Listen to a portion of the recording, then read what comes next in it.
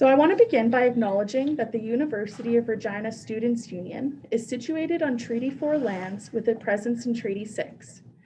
These are the territories of the Nehiyawak, Anishinaabeg, Dakota, Lakota, Nakota, and the homeland of the Métis Nation. Ursu also acknowledges that the harm that was done and is being done to Indigenous people through colonialism and systemic racism in these territories and all other territories in Canada. Ursu commits to continue working towards reconciliation and respect and value the land that we are on. As a student union, Ursu recognizes and commits to empowering Indigenous members in their endeavors while also working to untangle the implicit structures on campus and in our communities that create barriers towards reconciliation. And so with that, I would like to introduce Sammy Pritchard, our chairperson, to give us a quick introduction to Robert's Rules so all of our members in attendance understand how they can participate in the meeting. Thank you so much, Sammy. Excellent. Good evening, everyone. As introduced, my name is Sammy. I use she, her pronouns, and I'll be your chairperson for this evening's annual general meeting. And I want to start by thanking everyone for coming and participating in this event and getting involved with your students' union on campus. It's really exciting to see such a high turnout for tonight's meeting. As Hannah indicated, Ursu operates using Robert's Rules of Order for their meetings. So what that means is essentially these are the rules that we use in order to ensure that we have a democratic practice in place as we go through the process of the meeting. So making sure that everyone is able to participate as well is really important, which is why we want to just give a very, very brief indication as to how you actually use these rules. And I'll say right off the hop that Robert's Rules is not meant, at least when facilitated by me, is not meant to hinder discussion or hinder people's participation. So if at any point folks do have questions and they're not sure, I'm happy to help navigate those questions, and we'll talk about how you can ask those as well. As you'll see, we've called the meeting to order. Hannah called the meeting to order. And what the next thing that we'll be doing on the agenda is actually ratifying the chairperson. So part of the practice is ensuring that everyone collectively gets to decide who is going to be facilitating your general meeting. So when we have a motion on the table, it's essentially a question. So for example, the motion might say, and would say in this situation, be it resolved that Sammy Pritchard be appointed chairperson for the 2021 Ursu annual general meeting. In order to even discuss that, we have to have what's called a mover and a seconder. So essentially a first person and a second person to say, yes, we agree, we should discuss if we should even have this conversation about Sammy being the chairperson. So we might have Zeo move the motion. We might have Hannah second the motion. So that's two people. It doesn't matter who those two people are. I'll do my best to see people. But as you can imagine, with 123 participants, there's a lot of screens to flip through. So please don't be too shocked if I'm picking similar names over and over. It'll just be based on who's on my screen and who I can see right away. But we'll have that mover and the seconder. Once we have that, we're saying, okay, now we can talk about this motion. We can ask the room this question. So when we have that, what I'll then say is there any discussion on this motion? And so when we have discussion, how we facilitate that is by having people speak either in favor or opposed to the motion. And we do that so that we can keep order and make sure that we're not having too much of one side speaking and too much of the other. So we have 3 speakers in favor as a maximum, not a minimum, and 3 speakers opposed as a maximum, not a minimum. So no one is forced to speak on those motions. It's just an opportunity for if there is some discussion there. And then what will happen when we've closed the discussion is I will go to a vote. And so I will ask for all those in favor and all those opposed to please indicate. And my understanding, and I'll look for a nod from either your general manager or from the president just to let me know that I'm correct, is that there will be a poll popping up that asks you the question specifically for the motion that folks are able to fill out to participate for tonight's meeting. Is that correct, Hannah? Yes, that's correct. Perfect. We are on to something good here. All right. So that's how you'll participate in the voting process there. And for the most part on a motion that we deal with, it's a 50% plus 1 of the prevailing side would win. So that's how we'll go about as going through the different motions that you'll see on the agenda as we go forward. And again, it's just to ensure that we're all agreeing to speak on a matter, having a discussion if it's warranted, if people would like to, and then voting as a collective on that motion moving forward. So we'll move through the agenda like that. If at any point folks have questions, so outside the scope of your usual moving a motion, seconding a motion, or speaking on a motion, and you have a question, what you can say is something called a point of information. And so a point of information is asking a question. It is not a point of debate. It is not to be used as a debate. It is to ask a question about what it is that you need in order to make an informed decision on the rest of the meeting moving forward. So unparticular to the motion and so forth. Okay, so that's kind of the general overview. The other thing that I'll make note of is there is also something called a point of personal privilege. And so a point of personal privilege can be made if someone is having trouble with accessing the meeting or their ability to participate in particular. So for example, if all of a sudden you can't hear me, I know that folks, your executive will be on me and making sure that they're flagging to me if they can't hear me at some point. That might be a point of personal privilege that you can't hear the chairperson who's trying to facilitate the meeting. So those are only to be used if it's hindering your ability to participate. But yeah, I just wanted to make sure that folks had a general idea. And I understand that everyone is at different levels of understanding of Robert's Rules of Order and of participating in meetings and having different experiences participating. So I'll do my best to bring everyone along as we go. But thank you again for joining, and I'll turn it back over to Hannah, unless there are any questions in particular about Robert's Rules that folks have. So I do see one hand up. And I'm seeing the name Style. And if at any point I'm pronouncing a name wrong, please let me know. Style, if your question's about Robert's Rules of Order in particular, I can go ahead and try to answer it for you. Hi there. Yes, Honorable Chairperson. Quick point of information. Will the results of the polls be published immediately after the vote, or will they be published at a later date? Very good question. I will direct that to your president or general manager. Yes, Zoom has a function where it will show you the results right after the vote. Perfect. Are there, I love the emojis that come up. Thank you, Style, for introducing those to me. It makes me excited. Is there any other questions? Okay, I'm not seeing any other hands up at this time. If at any point, I'll just add one more thing before I turn it back to Hannah. If at any point I have missed your hand that you've asked a question, I'm going to do my best to click through, and it does pop up on my screen. But if it happens to be the case, I'll ask that you just indicate in the chat. So all I'll ask that you do is simply type in speakers. Speakers for me is an indication that there's someone who would like to be on the speakers list. And at the next point where I am able to interrupt the current ongoings of the meeting, I'll pause and turn to the speakers list for that. The other thing I'll note is when I'm seeking the mover and the seconder, I will also ask that you indicate in the chat by simply saying move or second or an M or a 2. Either of them will work, and I'll catch on pretty quickly. And when I call for a speakers list, if there is any or if I call for any discussion on the motion, I'll ask again that you indicate in the chat that you would like to speak. So just typing in speakers, and you can use your raise hand function, but I'll do my best. So actually, I lied to everyone. I've just been told that the chat function isn't working right now. Only reactions are. So that is my apologies for that. So again, using the raise hand function, I'll ask that the executive keep watch with me in case I miss at any point someone's hand going up. And also, I'll do my best to see whose hand goes up first and second and so forth to follow that order to the best of my ability. But please be mindful that we're all using technology here. And so it might come up with a little delay or something as we go.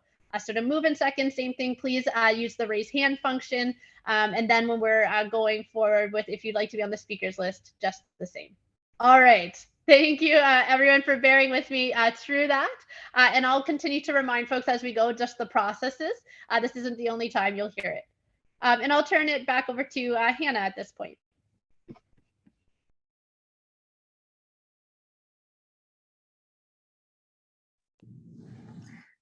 So good evening again, everyone. I hope that explanation was helpful. But going forward, approval of the chairperson. Be it resolved that Sammy Pritchard be appointed chairperson for the 2021 Ursu Annual General Meeting. So I will need a mover.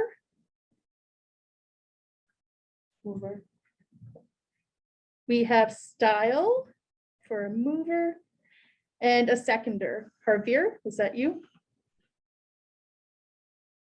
Perfect. So mover and a seconder. Then we can open the poll.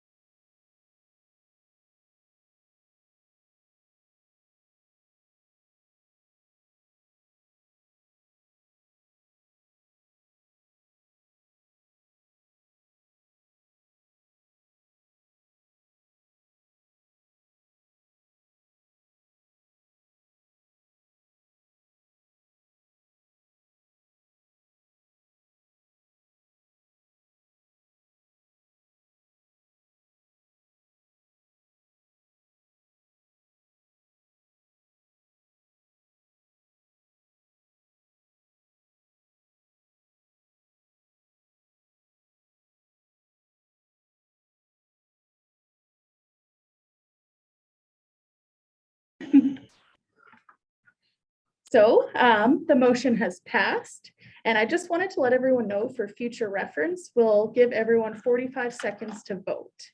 But with that, I will pass it to Sammy to continue on chairing the meeting. Thank you so much, Sammy.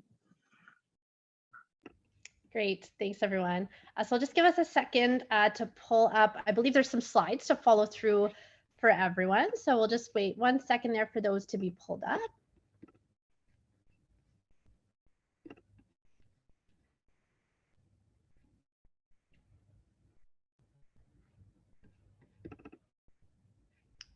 Excellent. So first things first here, or second thing, I suppose, is the adoption of the agenda. So we have our first motion aside from the approval of the chairperson here, and the motion reads, be it resolved that the Ursu membership approve the agenda for the 2021 annual general meeting. So I will seek a mover and a seconder, please. I can move. Okay, so moved by Javier, thank you, and seconded by, I see Elise. Thank you. Is there any discussion on the motion? And if so, just please use the raise hand function.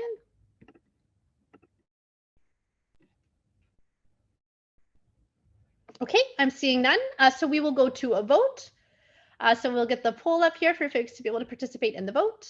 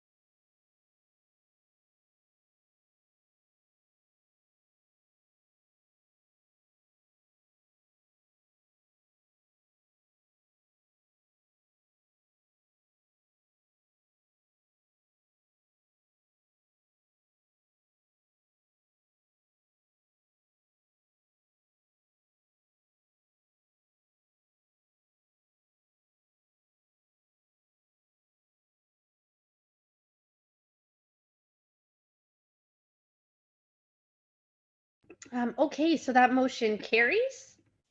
Perfect. Okay, so we'll move on to the next item, and I know we're back and forth, so I'll just wait till we are able to pull up the slides again.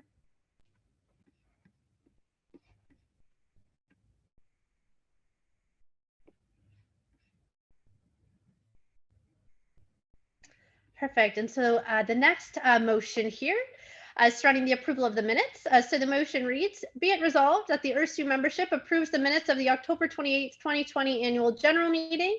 And I will seek a mover and a seconder, please. Moved by Emanuela and seconded by Holden.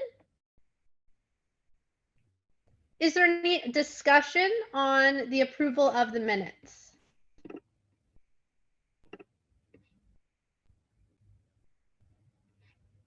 Okay, I'm seeing none. We can go to a vote.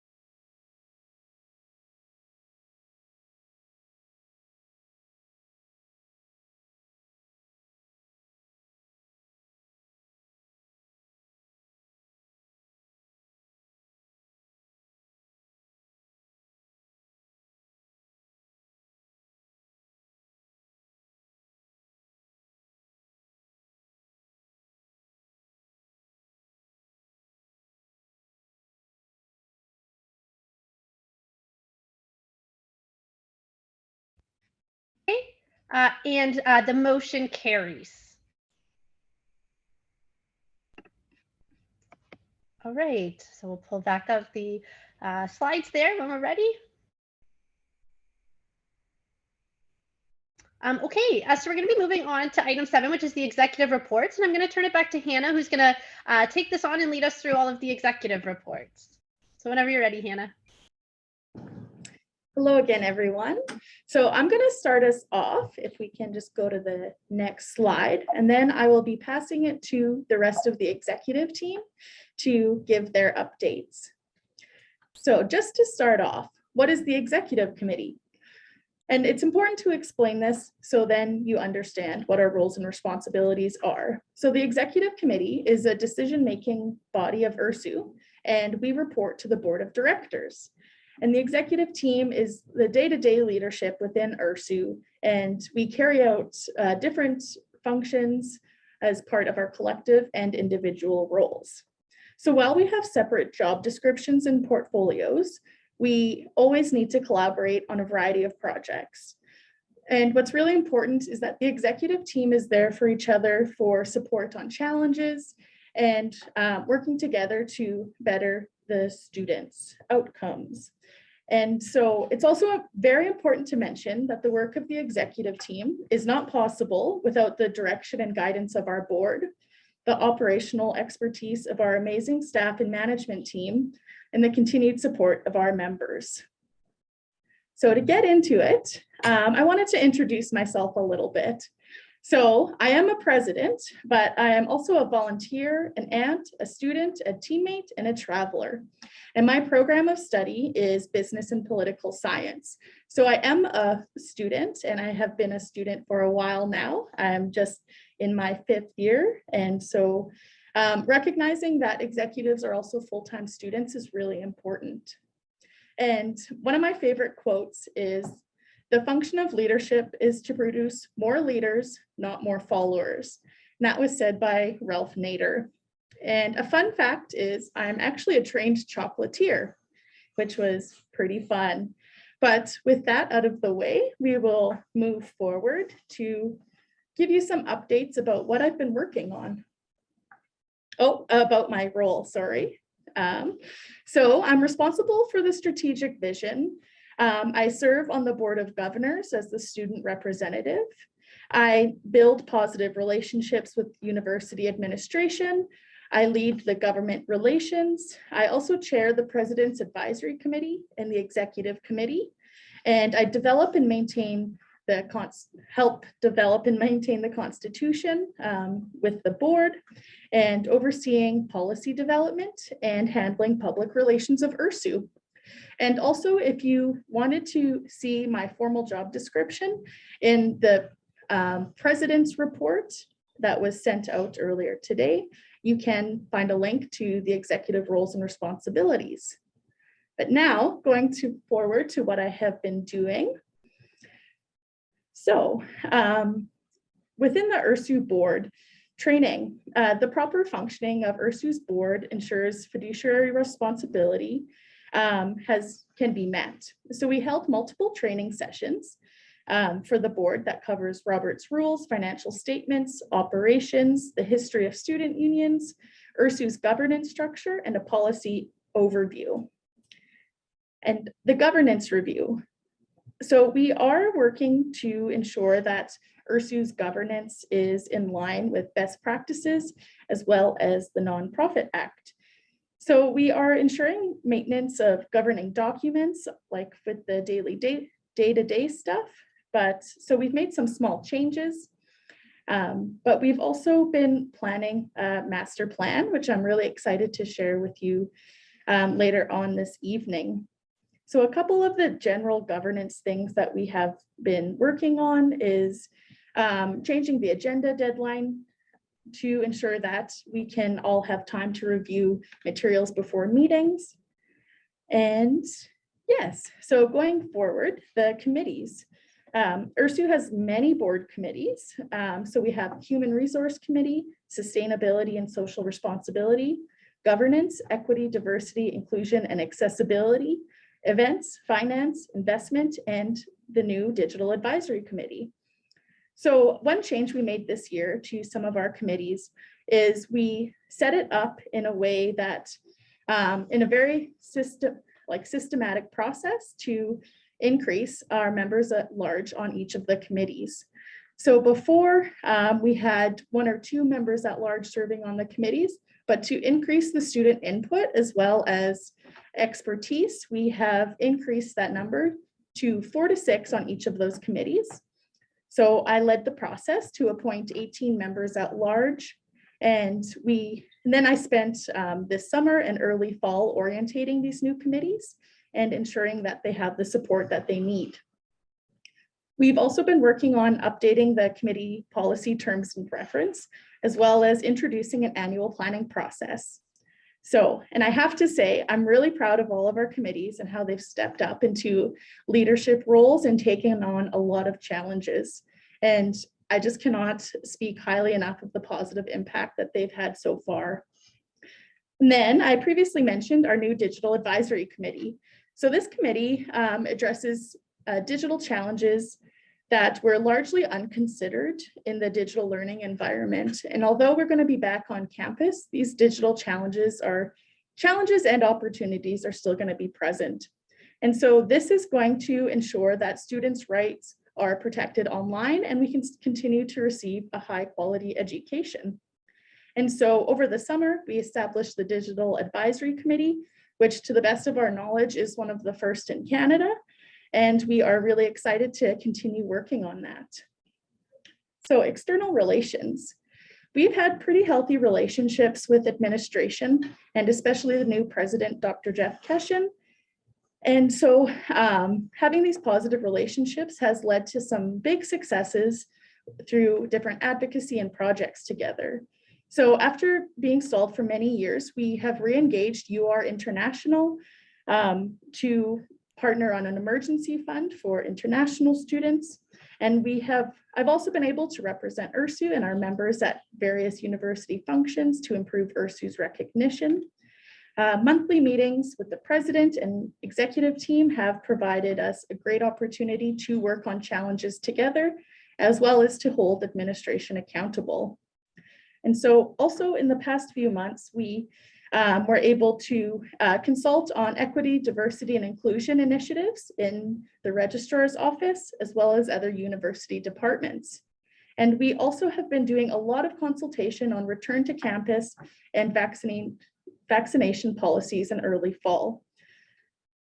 So government relations has been off to a pretty good start, and we've been able to meet with multiple members of the Legislative Assembly, members of Parliament, and our very own Mayor Masters over the past months. And the main topics of these discussions were affordable tuition for domestic and international students, addiction supports, mental health, the climate crisis, gender gaps, minimum wage, sexual violence prevention, sustainability, democratic engagement, and building community. And so we were also very excited to partner with UR-Polis to present a candidates forum for the Wascana riding in the recent federal election. And this makes sure that students have access to their candidates to ask questions and hold them accountable. And externally, we've also been connecting with other student unions. So early on in my term, we have been able to coordinate with University of Saskatchewan Students Union, as well as Saskatchewan Polytechnic. And we also attended a Student Union Development Summit earlier last month, where we built relationships with student unions from all across Canada. And all of these relationships, whether it's provincially or across Canada, are really important for support for executives, access to new ideas, and stronger voices in advocacy. Because as a union, we strongly believe that there's power in numbers. So getting those numbers up and coordinating is going to be really important. And part of my job is media and communications. So we have had I've represented students on radio, TV, print media, on a variety of issues such as COVID, tuition, racism on campus, and our sustainability initiatives. And I've also started a new initiative of releasing bi-weekly president's updates through social media and YouTube. And so having this presence and having strong media and communications is really important for helping our members understand what we're up to, but also the wider community. And we've also had the pleasure of meeting with lots of local nonprofits to further our mission and make sure the community knows what we're about, but also to perform certain strategic partnerships. So I sit on a variety of non-Ursu committees and boards in my role as president. I had mentioned I sit on the Board of Governors, and on the Board of Governors, I have been able to advocate against tuition increases, as well as ensuring other concerns and ideas around racism on campus, student innovation, academic conduct, and on-campus learning. And on the Board of Governors, I sit on the Finance and Facilities Committee. And the President's Advisory Committee on Sustainability is run out of the President's office, the University President's office. And so that is an opportunity for the whole campus to come together and collaborate and connect, but also to gain ideas and support for Ursu's own initiatives.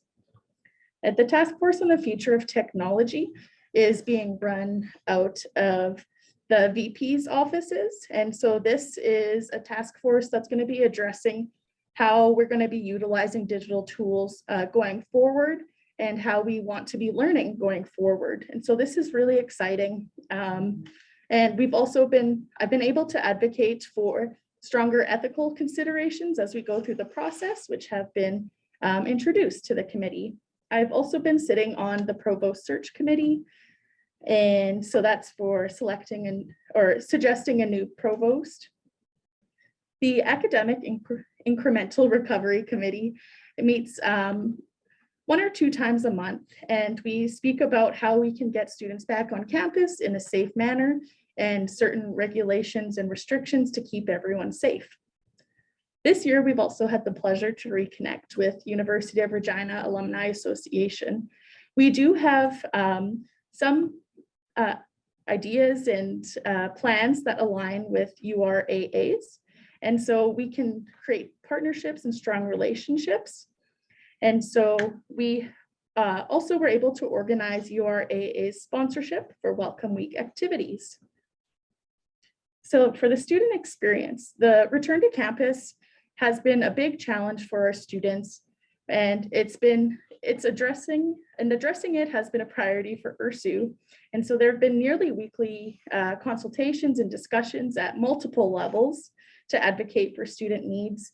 And it was really important to ensure student safety was a priority. The President's Advisory Committee is made up of society presidents of all the faculties. And we're really excited to build a very strong relationship with each of our society presidents and societies overall. And it's really important as student leaders for us to have the supports that we need to get through challenging times. And we're going to be also working on certain transitions and reporting requirements. And I'm so impressed by all the society leaders that have been leading through this hard time and through this transitional time. And I would really just give a shout out to all the society presidents that have been hard at work. So thank you so much for all the work that you do.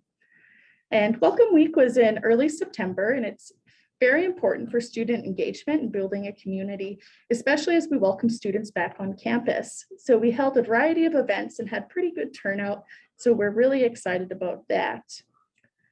Recently for our events, we've been very excited to be hosting more in-person events. This summer we held Candy Cane Exec Connect, and then we also do free breakfast in the Lazy Owl roughly every 2 weeks. And we had Halloween activities and Ursu Squid Games. So that's been really good to connect with students. In our events, we have been partnering with student groups more frequently. Then going into operations, we've had a lot, I've been a big part of different senior management roles being hired over the last few months. And having a student voice in this selection ensures that students' concerns are understood and that they can be dealt with by the right people. We've also had a strong focus on equitable hiring to ensure that we are representative of our membership and encourage EDIA within our operations.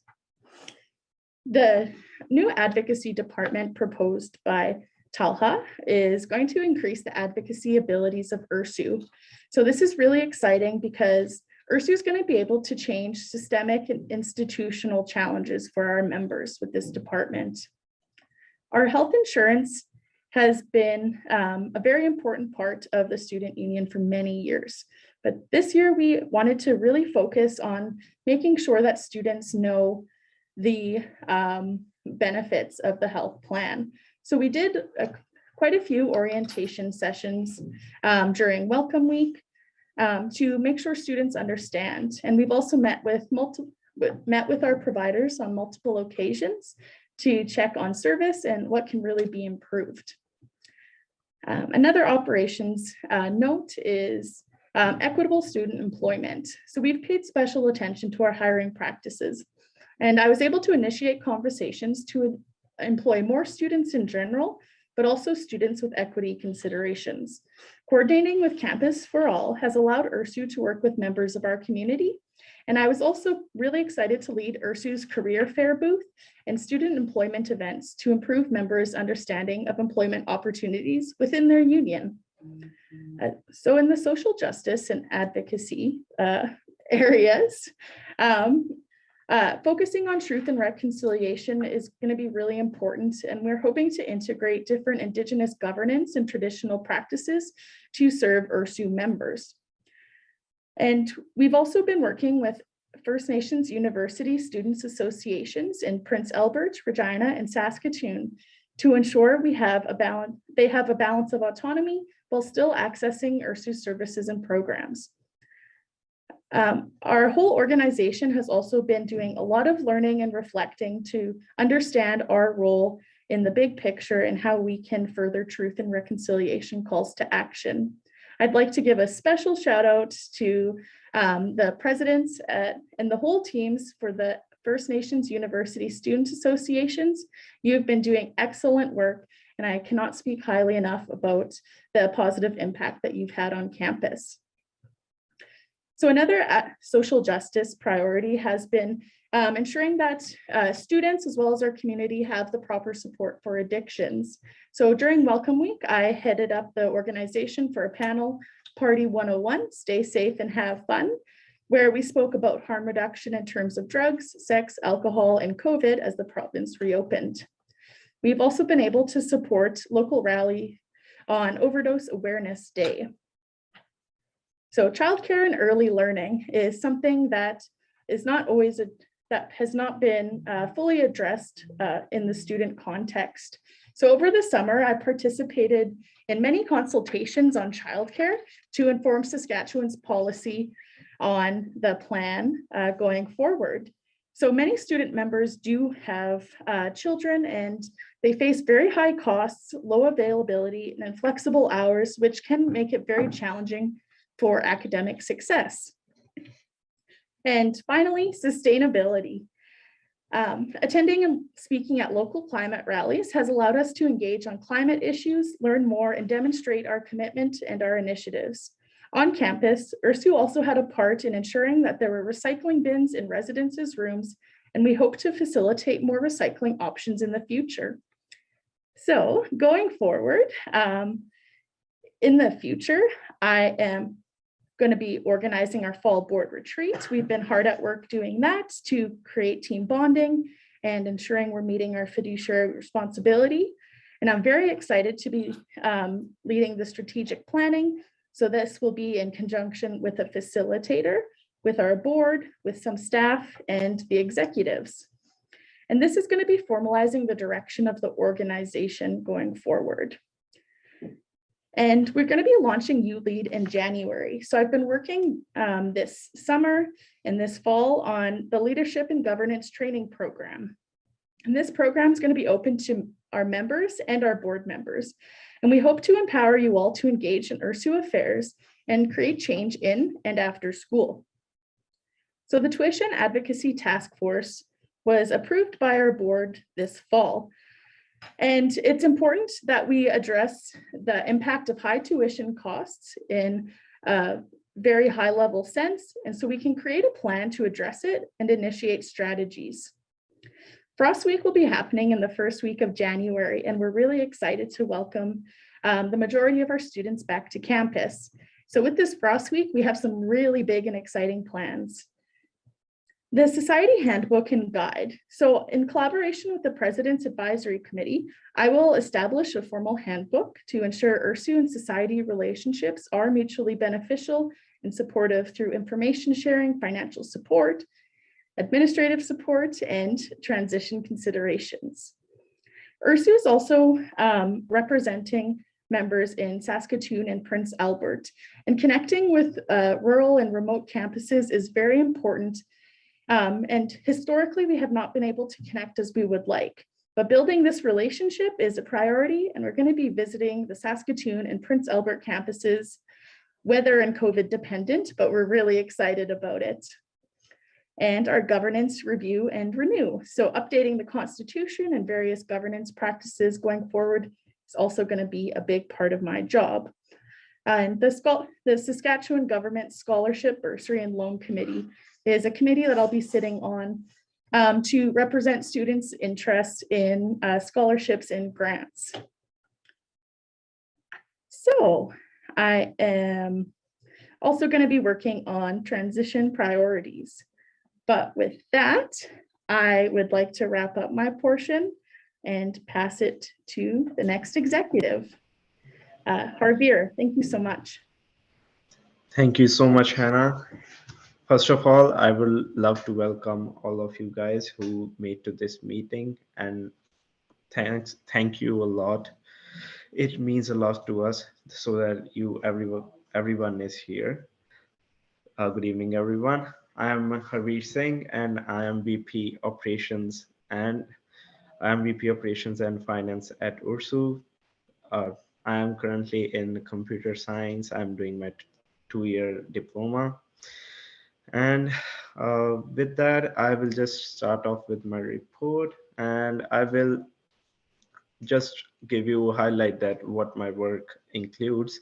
So the Vice President Operations and Finance is primarily responsible for the matters pertaining the human resources, developing and maintaining the budget, and administering the finances of Ursu. This can include hiring, connecting with students on a variety of issues, back funding, and several other issues.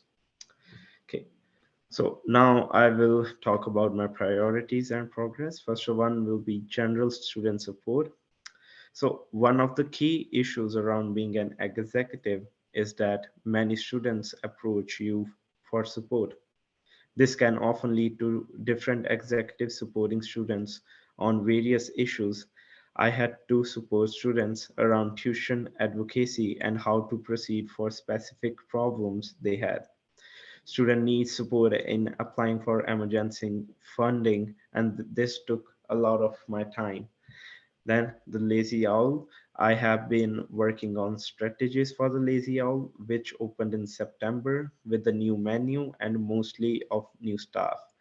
The Lazy Owl has been a part of campus for a long time, but COVID-19 made it very difficult on opening, and we had to delay opening in September to make sure that we could open properly.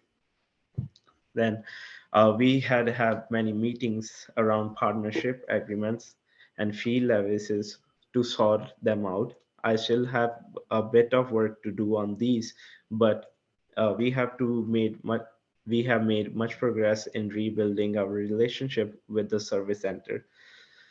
We had very productive conversations with changing the fee structure for FNU, Northern Campus Association, and Saskatoon Campus Association. Then for the budget planning with our great administration and finance team, I helped create the Ursu 2021 budget and brought it to our board for the approval. And for sure, it was in the best interest for the students. Then for human resources and hiring, bit of my job is helping with hiring and human resources. As such, I sat on many different hiring committees and process. Hiring interviews can take up to 10 or more hours per week, and with my role, I have had to sit on many of these positions interviews. Then I will put light on the advocacy department here. We are all very excited about the new advocacy department. My role in this addition to supporting this project was helping with job descriptions and helping with hiring for the positions with advocacy department. Also, I have been working on PEC funding issues. We have had some trouble with students not being able to find the form or not knowing how to get the funding. I get a lot of calls and emails, but about funding from PEC, and have to support as many as I can in this process. Then one of our major projects was COVID bursary distribution.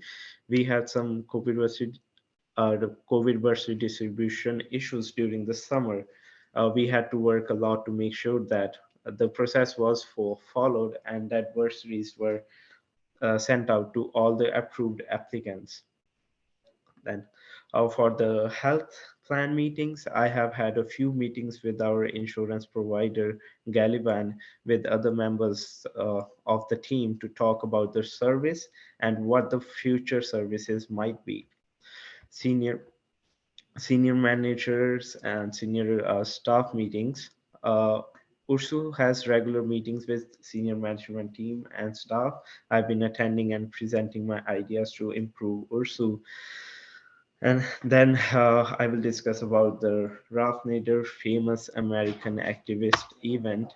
Our team organized an event with Ralph Nader, who is a very famous American activist.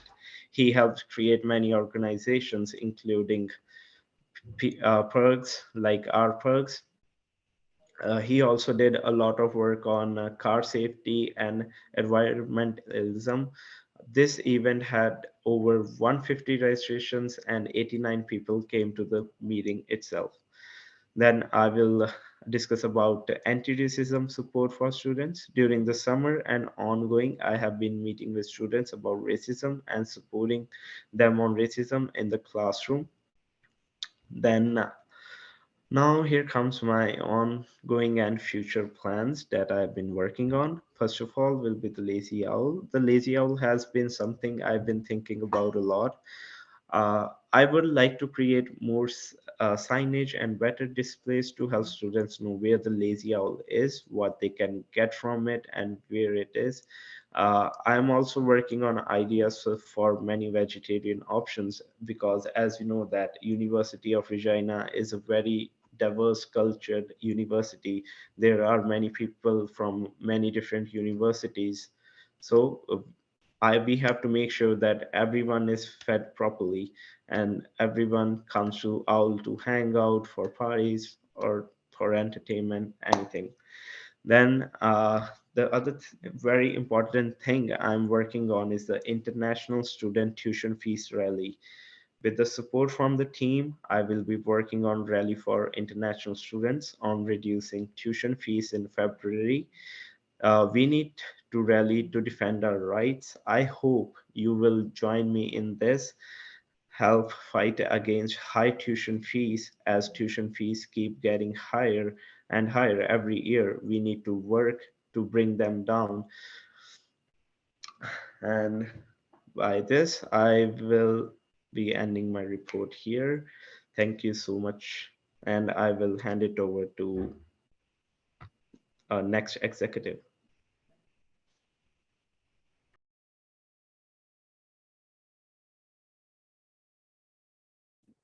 Hello everyone. My name is Basma Musalla, and I am the VP External. I'm a former refugee, a student, volunteer, and a community member. I'm in my 4th year at the Faculty of Science studying psychology. My favorite quote: "Be the change you want to see in the world." Okay.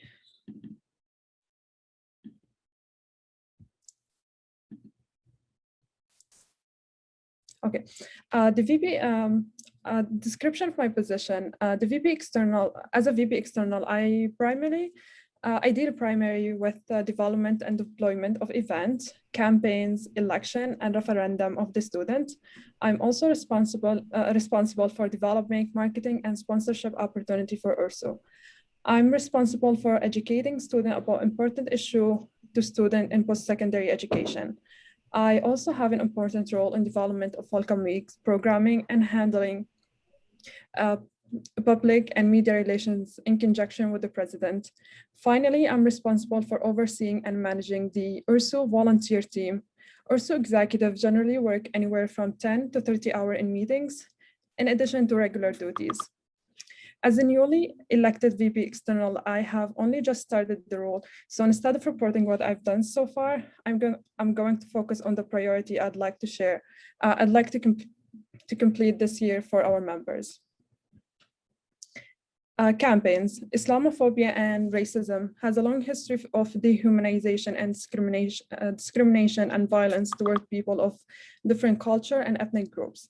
These are serious issues that negatively impacting our students, university, and society as a whole. Thus, we need to attempt to raise awareness and campaign to eliminate the injustice that people from diverse culture and ethnic group face. In particular, I will be working on developing campaigns challenging Islamophobia and anti-Asian racism in its many forms. Fundraising. One of the key programs of Ursu is our food security efforts, such as Ursu Care Pantry and our community fridge. But these programs require significant donations.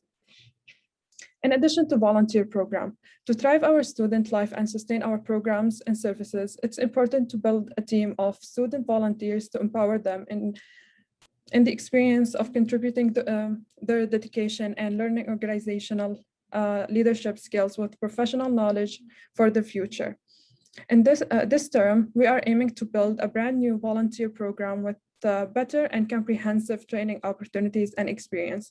In the collaboration of Ursu program like Community Root Garden, Community Fridge, and Care Pantry, we are looking forward to build a volunteer program to support the passion of every student on campus. Winter Welcome Week. We are planning a full event schedule for a winter Welcome Week in January. There will be many events to try and cater to our diverse memberships need. In particular, we're having a keynote with Senator Mubina Jafar, who will give an address to our members. With that, I'll end up my report and pass it on to the next executive. Thank you, Basma. Hello, everyone. My name is Young Zeo Lee. I usually go by Zeo. I'm a learner, community volunteer, and team player. I'm in my 4th year in psychology and also in my last year in certification in nonprofit sector leadership innovation. As a VP Student Affairs, I usually deal with matters relating to the student experience, student advocacy, and student representation on campus. The VPSA also the primary contact for the student clubs and oversee the development of student clubs programmings. The VP Student Affairs also play an important role as a student representative by sitting on committees relating to the academic or non-academic misconduct, or by representing Ursu or Ursu student centers. It includes Women's Center, Your Pride, Regina Public Interest Research Group, and more. Ursu executives generally work anywhere from 10 to 30 hours in meetings in addition to regular duties. So my first priority is sustainability, which is more focused on food security. The University of Regina Student Union is dedicated to leading positive, sustainable change and around student lives. In 2015, the United Nations adopted the 17 Sustainable Development Goals that address the global challenges everyone faces: hunger, quality education, sustainable community, etc. As a student union, we believe the goals are interconnected and important to every country, community, and the blueprint of Ursu. Our approach to sustainability is mainly focused on student life, since hunger, quality education, and sustainable campus are significant issues across most of Canadian universities. Our student union is committed to building the diverse and inclusive organization with the trust and partnership of our membership and the community, as our mission is reward created by students and for students. In the turn of 2020 to 2021, we have started a seek for the local sponsors and donors to sustain our Ursu Cares Pantry program with the support of Save on Foods and the Regina Food Bank and several other community donors. We're able to expand our capacity, frequency of the program, and provide more free groceries and to our student memberships in need. In addition, we have established the Community Roots Garden in a collaboration with the Regina Food Bank and the South Student Community Garden. And we build a volunteer team to grow our garden and provide all the organic produce to our student community. Another exciting news is the establishment of our community fridge program located in the Rideau Center and the First Nations University. It is our first program to provide free, fresh food to our students who struggle with food security in a 24/7 basis. Especially, it is the first Ursu program that fully relies on the sponsors and support of our community. We're very thankful to the local collaborative donors such as Freshco, Red Hand Equipment, and the Cathedral Community Fridge. This is, and also like enriching of this support and inspired us to be more dedicated to striking on the food insecurity on campus. In the past summer, we founded a sustainable community volunteer scholarship to inspire and encourage students to participate in our gardening experience while learning about building the sustainable community with certain grants opportunities. One of the progress I made is the new student advocacy and the campaign department. This term, we have initiated the new student advocacy and campaign department with the collective efforts of general manager and the board members. The major purpose of the new department is to provide political actions and campaigns to support the Ursu executive and the student groups we're allied with on campus at the direction of Ursu executive and senior leadership. Another priority is improving the fairness procedure regarding academic or non-academic misconduct for students. From my experience of fulfilling the student advocate role in the past several months, I have recognized there is an unfair hearing process between the faculty representatives and their students. Students who are either guilty or not guilty still struggle to collect enough evidence to defend themselves when faculties do not provide sufficient opportunities before the meeting started. We have discussed this concern with provost and work on the further logistics to provide the right of the students. Constitutional reform is one of our goals for this term. We're aiming to create the opportunities and space to consult with our memberships, then conduct multi-level analysis on our current governance structure and the constitution, then propose a collective draft to the upcoming special general meeting according to our proposing master plan. handbooks and guide to student club and associations. We're working on the handbook for new student organization and the new student leaders. It will provide them with a better understanding of the running and organization. We will also design the organizational leadership trainings for the new student executive members in each student club and student associations in the coming term or in the coming semester. Now I'm gonna talk about my programs on external relations. The first is more about university administration side. Throughout the regular meeting with Dr. Gregory, who is the provost, I have discussed the students' concerns with him, such as the unfair procedure to students and the university reopening plan and the individual student cases. Without collective effort, we're building the new initiatives on anti-racism and anti-oppression on campus. Student Union Develop Summit in October. Ursu executives attended the Student Union Develop Summit and to connect with and train with fellow executives from other student unions. We have several amazing speakers to present their knowledge and the insights to support our vision. And their professional trainings really brings our understanding of student union to the next level. Afterward, we're organizing monthly VP Student Affairs meeting to share our development and experience with each other. Student experience. The first one I'm going to talk about is called Coffee with Executives. Since 2020, we have connected with more than 15 emerging student leaders through the Coffee with Executive event. Any student who has questions about Ursu or is passionate about student issues is welcome to reach out to us, and we would love to hear from you and meet with you through a coffee, whether online or in person. Halloween events. In collaboration with Korean Student Association, we organized a Squid Game event during this Halloween week. It was a very engaging event that brought about 100 students together, and we had a fun and safe activities. Community Service Month. The Community Service Month is a project established by our previous team, but ended by the beginning of our new term. It seeks new offer individuals or groups who are inspired and with ideas and ready to take initiatives to expand their initiatives. Until the end of April, we have inspired and supported more than 13 community projects initiated by our students. Example of the projects, it can be events for senior centers, care package for St. Joseph's Hospital, and the cares package for the homeless people. It was a great success for us, and we're looking forward to starting again this term. Indigenous engagement. In this term, we're dedicated to empowering the relationship with our First Nation University student associations by providing the community fish program on their campus, connecting with their executive members regularly regarding the fisher agreement strategy to support our First Nation University students in a comprehensive way. Student advocacy. Since the student advocate position has been vacant since May, I have committed my additional time to fulfill the partial role of the student advocate.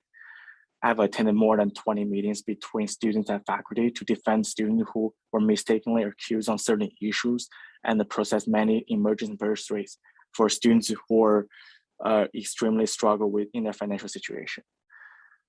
When the new term of the executive members started in May, we continued the COVID-19 student relief grant and disability student grant to support students who are under the financial hardship due to the pandemic. My ongoing and future plan are the new Constitution, as I mentioned before, and the new Ursu volunteer program, as what Basma mentioned earlier. We're going to work together to build a strong and cohesive volunteer program in the coming semester. Peer mentorship program, which is I mentioned in the last AGM, we're still on the process to work on that, and we provide a more comprehensive and cohesive peer-to-peer experience along with our volunteer program. Reverse vending machine for bottle recycling on campus with monetary rewards. We're still taking research on this program, and we're going to share the further logistics in our sustainability town hall. Expansion of Ursu Garden program, we're still looking for a bigger space on campus to build our garden program, which is going to produce more and more organic food for our students in the future. Building a network that build network and training programs for student leaders on campus. As I mentioned earlier, we're trying to build cohesive and a strong network between each club leaders, and make sure that everyone's trained and to be developed in further. And next is large fundraising events for Ursu Cares Pantry program, and such as Ursu Cares program, such as Cares Pantry, Community Fridge, and Ursu Threads, and the Gardening program. We're planning to having a larger fundraising program that can able to allow us to sustain our program by 100% basis in the future, which means we will not need to spend that much students' money to maintain those programs in the future. And also working on tuition campaigns for students along with other fellow executive members. That's all the updates for now. Thank you so much.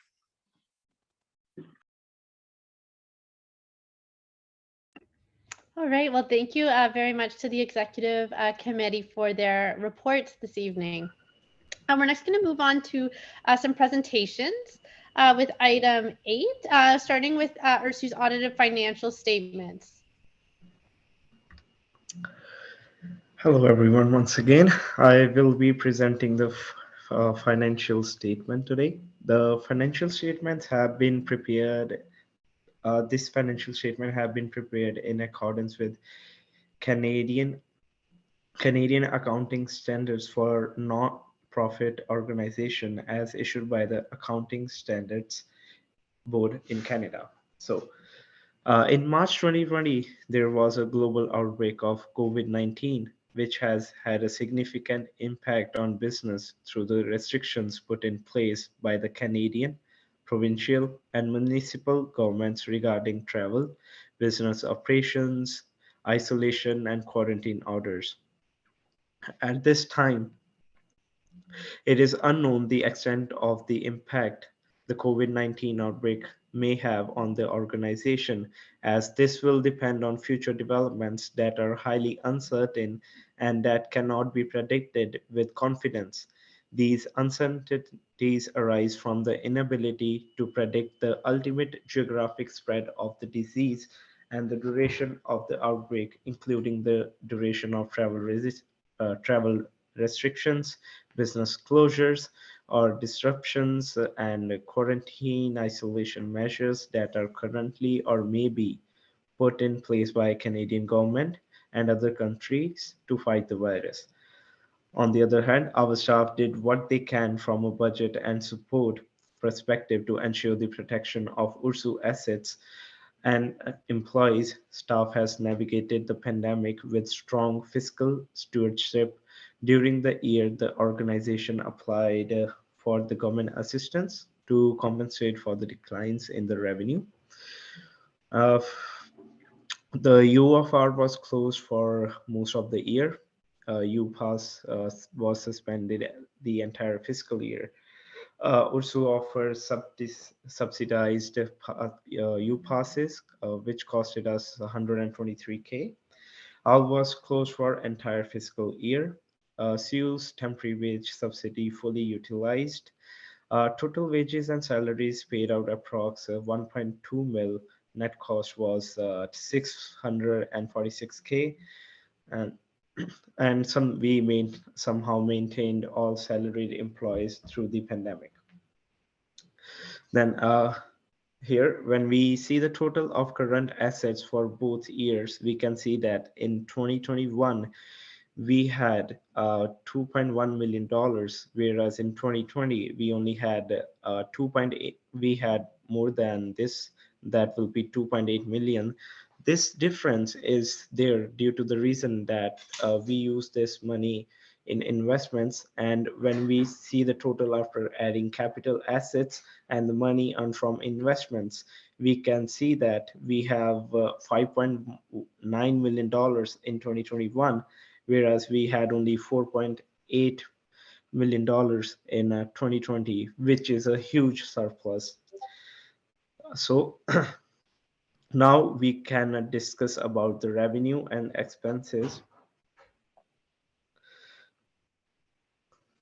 Here we can see that there has been a significant decrease in the amount of revenue in 2021. It decreased from 8.9 million to 6.2 million. This is because UFR was closed and we did not receive any money from the leases and absolutely zero money from the bus passes. But we managed to control our expenses. Here, when we look at the expense section in 2020, it was $8.3 million, whereas in 2021, it is just $6 million. Now, I will be talking about our little bit on the investment side. So first of all, I will explain you what are the two types of investments. So short-term investments are comprised of a savings deposit with interest rates ranging from 0.6% to 0.9 maturing rate between August 7, 2021 and January 20, 2022.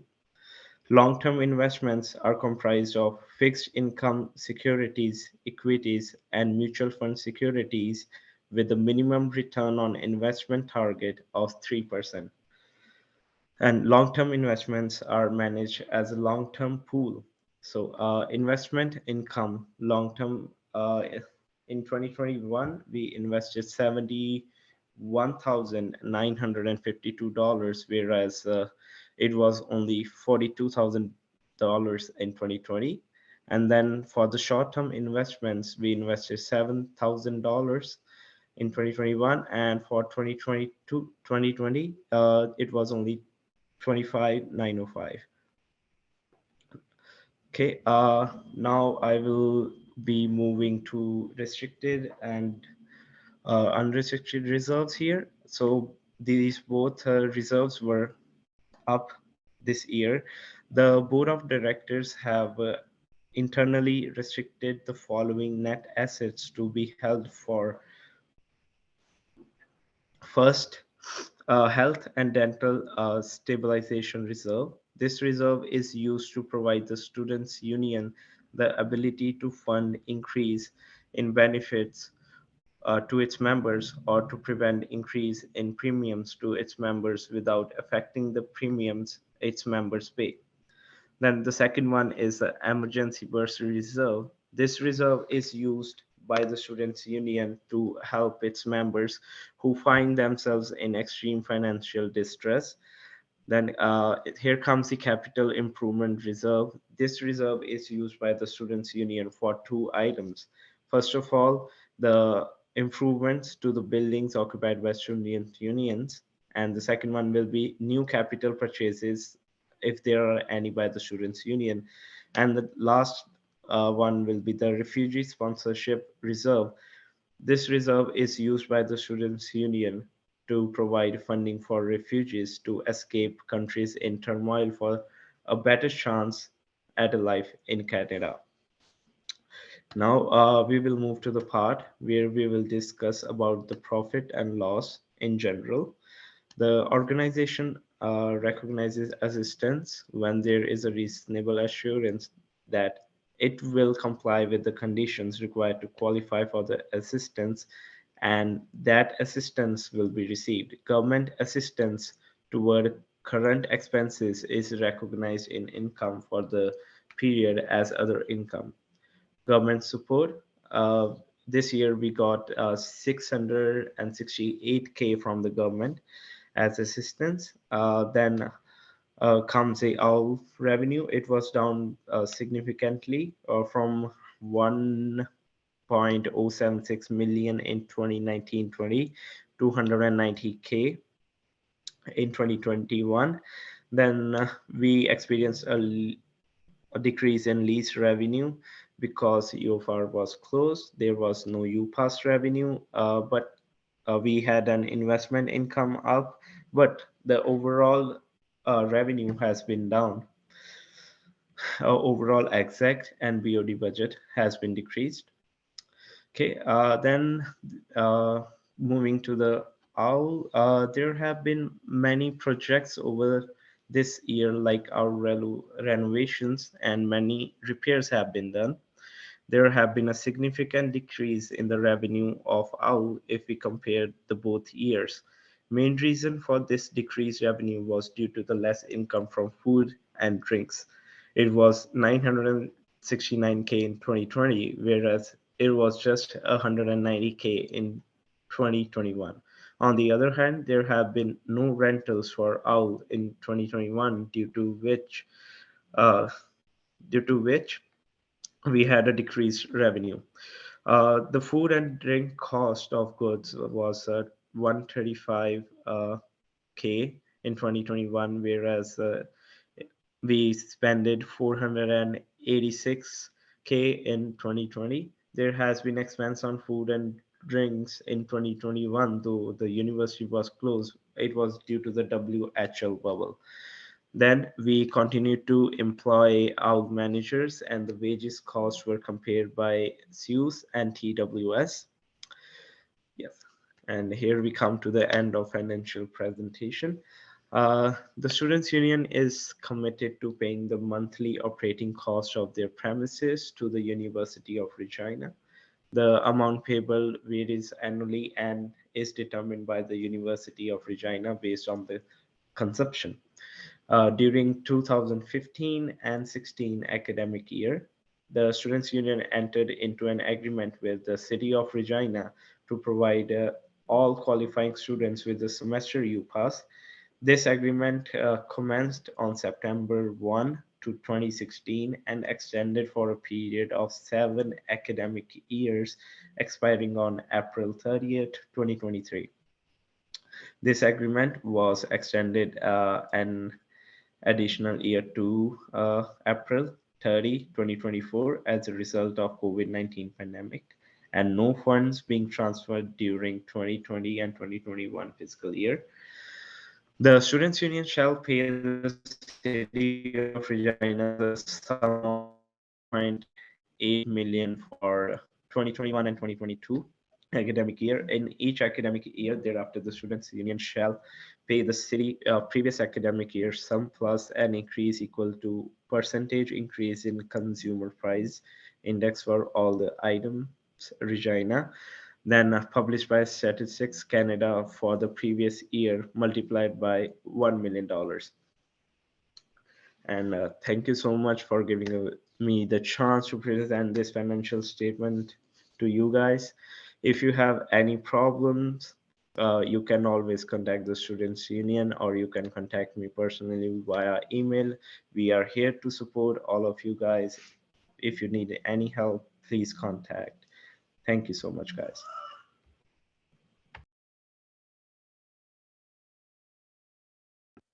Great. Thank you very, very much. So at this point, we'll be moving on to a motion to adopt the audited financial statements. And so the motion here reads, be it resolved that the audited financial statements for 2020, 2021 be approved. And I will seek a mover and a seconder, please. Moved by Holden, thank you, and seconded by Darby. Is there any discussion on the motion? I see one from Amber. So Amber, you can unmute yourself when you're ready. And if you could just indicate to me if you are in favor or against, that would be great.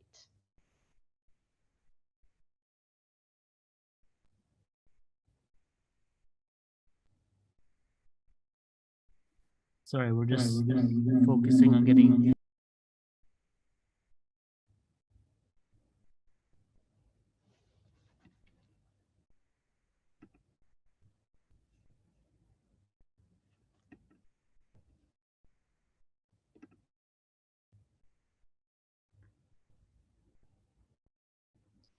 I'm thinking there might be a small technical problem.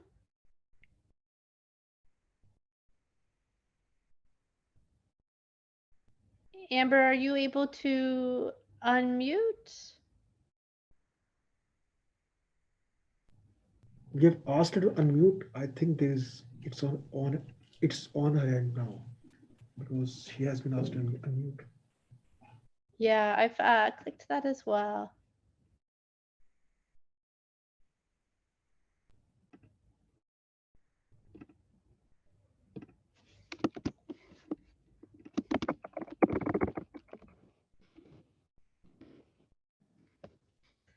Okay, I'm not hearing from you, Amber, so I think we'll move forward. Is there any other discussion on the motion?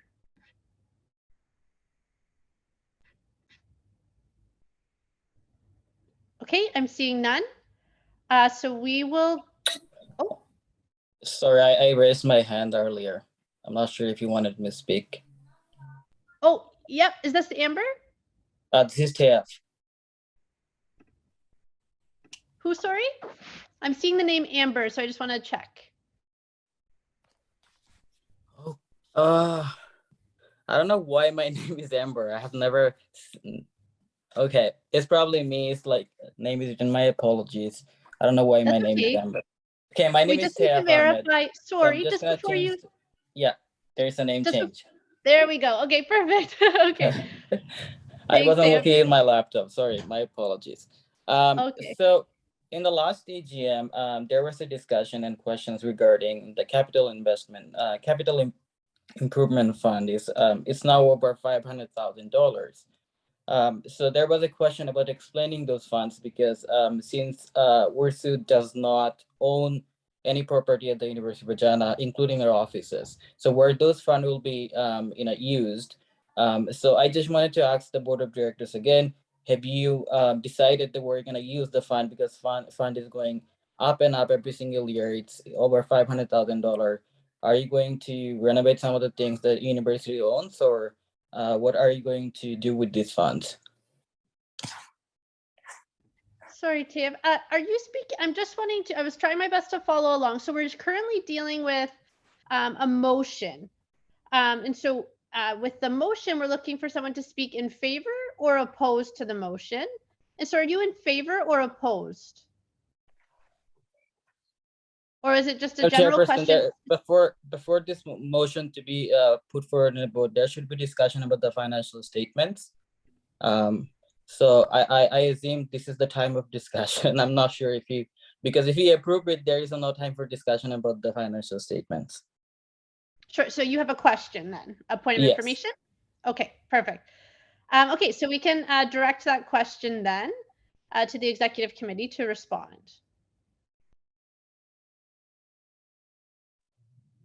So I can start taking that question. And then if our VP Operations and Finance, Javier, wants to hop in, or our accountant, Nick, that'd be great. But the Capital Improvement Fund includes equipment as well. And so by, and even like purchases that facilitate our day-to-day. So it's not just like renovations, as you had kind of mentioned. It's like equipment and that kind of stuff. And so we do run a restaurant. We have staff we need to be able to provide things for. And so I hope that answers your question, but I might pass it to Nick to do a quick explanation as well. Yeah, I could explain it a bit better, or not better, but more, provide some more detail. Yeah, essentially every year we budget to essentially spend on capital items, and a capital item is something that is more than about $500 that will last for more than 1 year. Otherwise, we just expense it. Now, the capital has two sections. One is for leaseholds, and then there's actual capital assets, which are tangible assets, so equipment that will last or have a useful life between 2 years and 20 years, and we amortize that every month. But we budget a wish list, and it's an ideal list that if we had the capacity as far as staffing, we would essentially purchase those assets. Now, the other thing is with leaseholds, the L was opened in 1967. And with that comes wear and tear on the asset itself, the leasehold. And even though we don't own the capital or the space, we do own the improvements in there. And that does have to be replaced over time. So having a bit of a balance there is important. But we also typically budget to spend to upgrade equipment in the office, to upgrade furniture in the office, and all that sort of stuff. And typically it can be anywhere from $100,000 to $300,000 of budgeted spend. That being said, for the last several years, we've spent about what we charged in levies. So that $500,000 has been kind of stable or around the same level for the last several years. That being said, having the capital available, you know, the capital or the levies that we've collected and haven't spent, they are going into investments like Javier had mentioned. So it is providing a benefit to the student union. We actually saw a pretty large rebound in our investment portfolio over the last year. But it's also good to have a balance there too, in the event that we do want to or do need to make some capital purchases. Of course, that will be budgeted in the future. But one thing that we are trying to transition to is a more forward-thinking, long-term budget. So where are we planning on doing, or what are we planning on doing next year? What are we planning on doing 5 years out, 10 years out, and so on? So that is something that you know, the executives and administration are working on. Not quite there, but having that balance, the balance forward of $500,000, and it sounds like a lot of money, but that does give us the flexibility to do things in the future. For instance, we have a new advocacy department this year. If we need space for them, how do we do it if we don't have funds for leaseholds or capital assets, equipment for them? So having a bit of a balance there isn't necessarily a bad thing, especially if we are investing it in accordance with the investment policies. Does that help you out?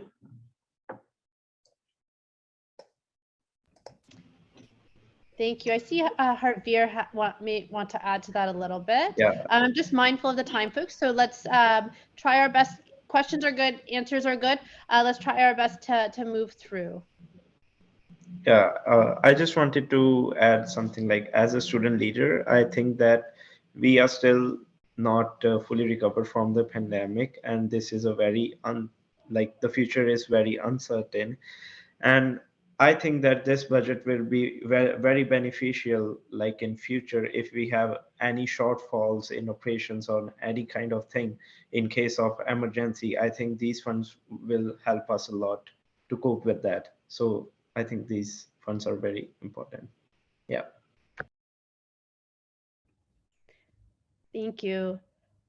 Is there any other discussion on this motion?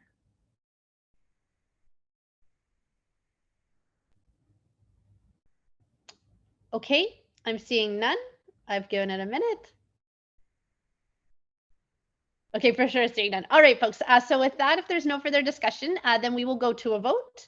So a reminder that the motion is to approve the audited financial statements for 2020-2021. So we'll get that poll ready.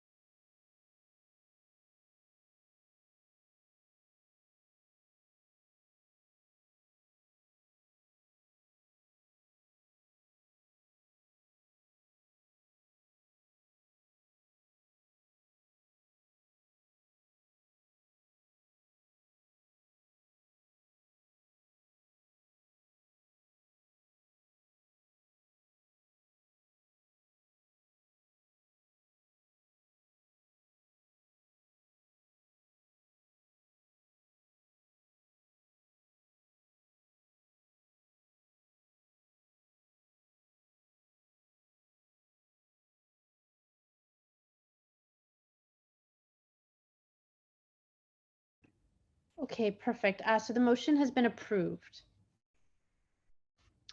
Okay, so we'll move on to our next item here, which is the appointment of the auditor. And so the motion we have here is be it resolved that MNP be reappointed as Ursu's auditor for the 2021-2022 fiscal year. And I will seek a mover and a seconder, please.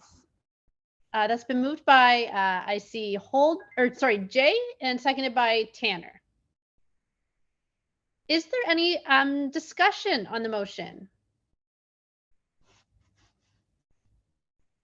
Taif, go ahead and just let me know if you're in favor or opposed.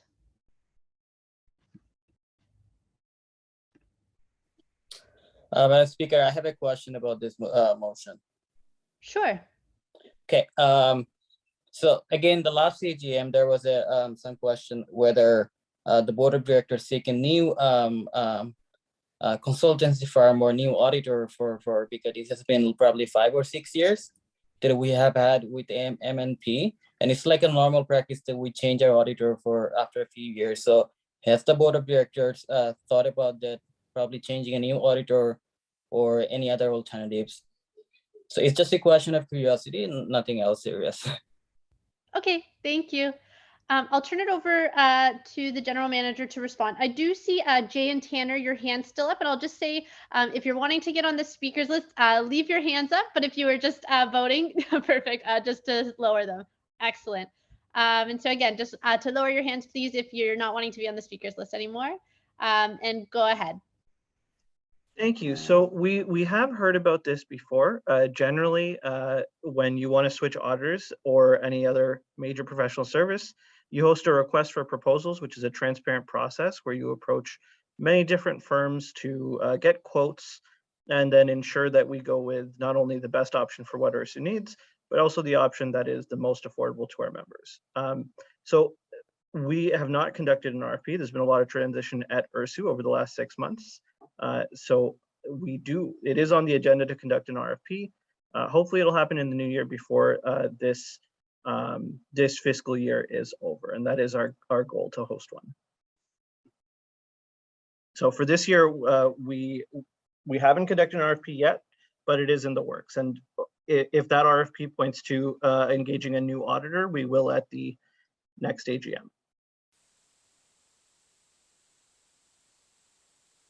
Great, thank you. Taif, are you still wanting to speak either in favor or opposed to the motion, or do you have an additional question?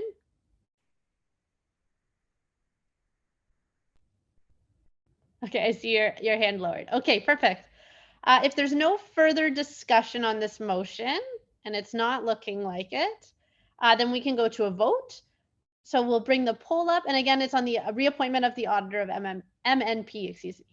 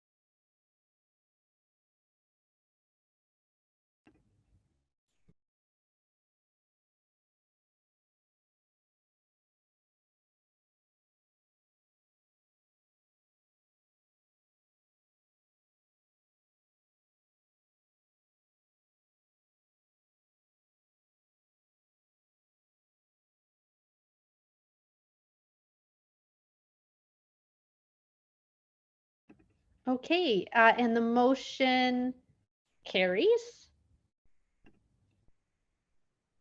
Perfect. Okay. So we'll pull our next slide up when we are ready.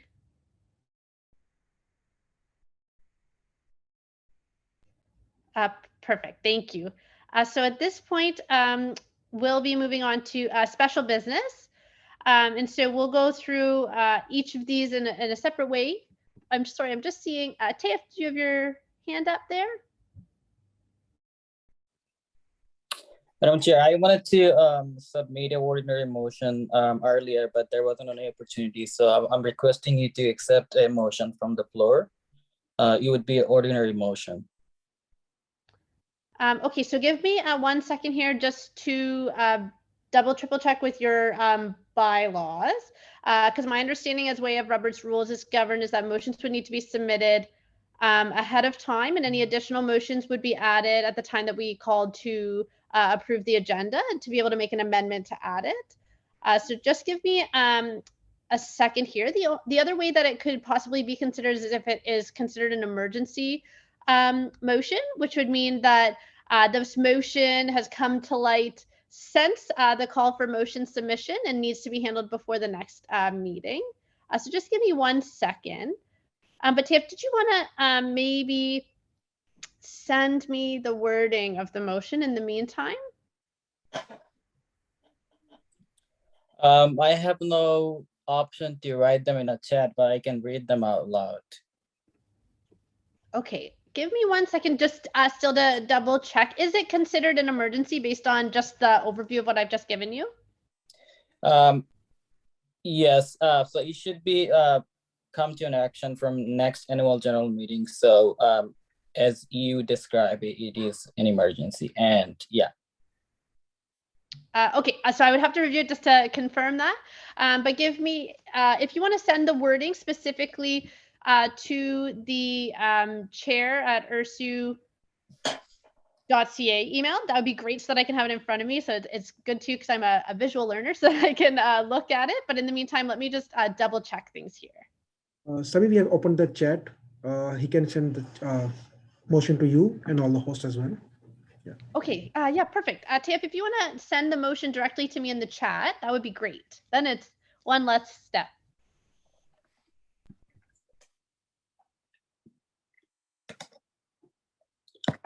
On it, just give me a couple seconds.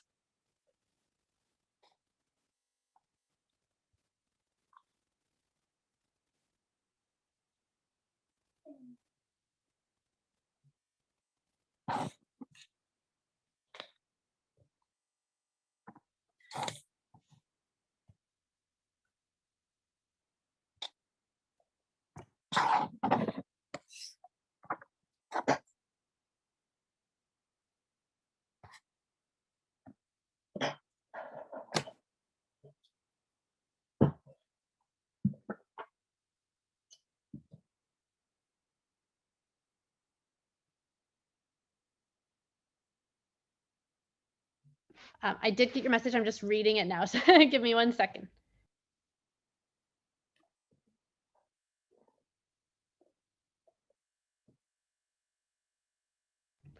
Okay, so Tiff, I'm reading your message now. So this is something that I believe could be approved at a meeting of the board of directors, which means you could potentially submit it to a meeting there. Give me 1 second here.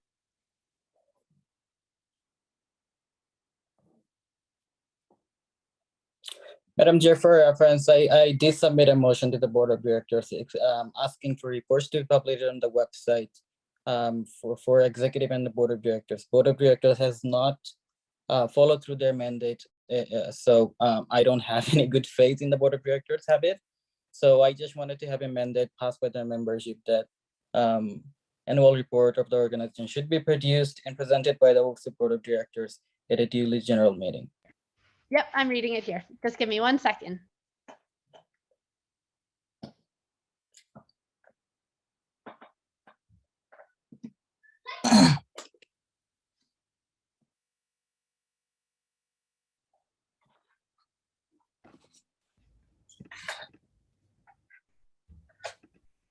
So again, just give me 1 second because I'm not seeing how it constitutes an emergency.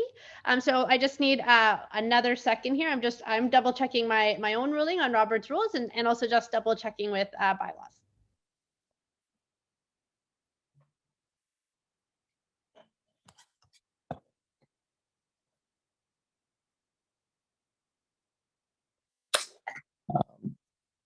May I clarify some of the things if you need any? Yep, if I have questions, I'll most definitely ask. I see it in front of me. There's no date attached to it. In my interpretation right off the hop, and I'm still looking. So bear with me because I want to make sure that I'm confident in my ruling and you can be confident in knowing that I've done everything to double check. It's simply that this should have been submitted ahead of time or asked to be submitted ahead of time and or at the time that we were approving the agenda, been requested to be added at that time. So just 1 second here.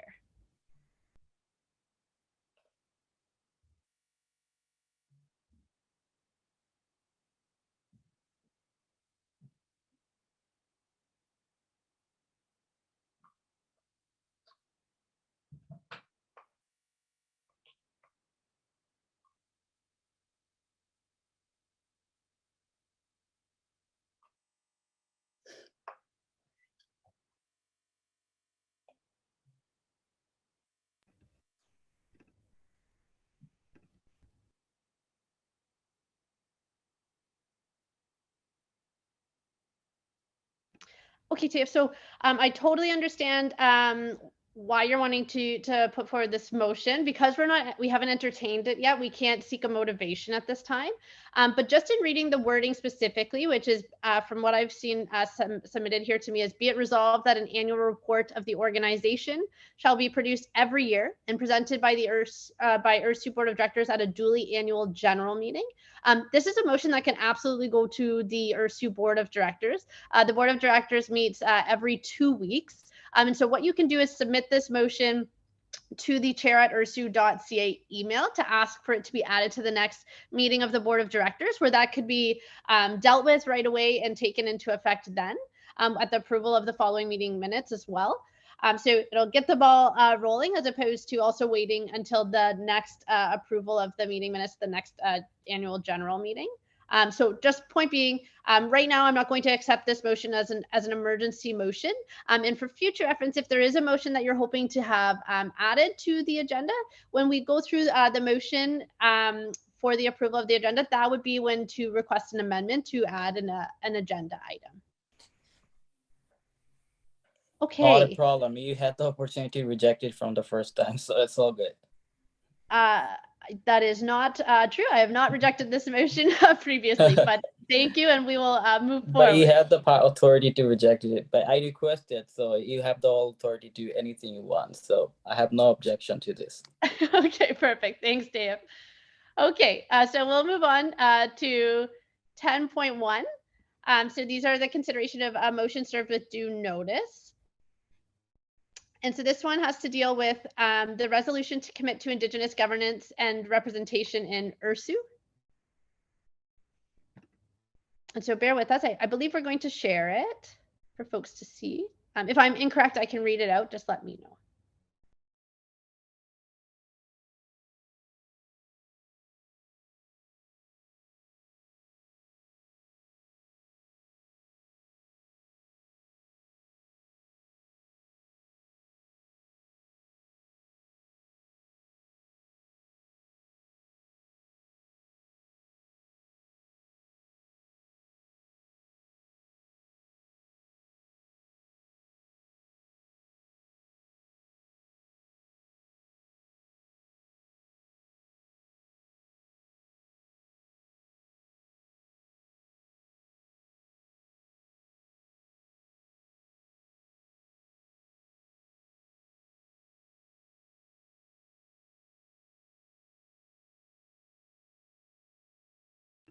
Okay, so I see it pulled up there, and I'll just read it out for folks in case everyone can't see it, or it's easier for people to listen to.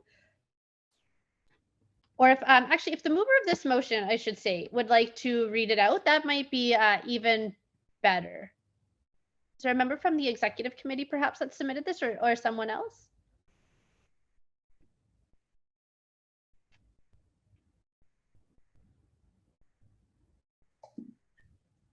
Hi, Sammy. Thank you so much.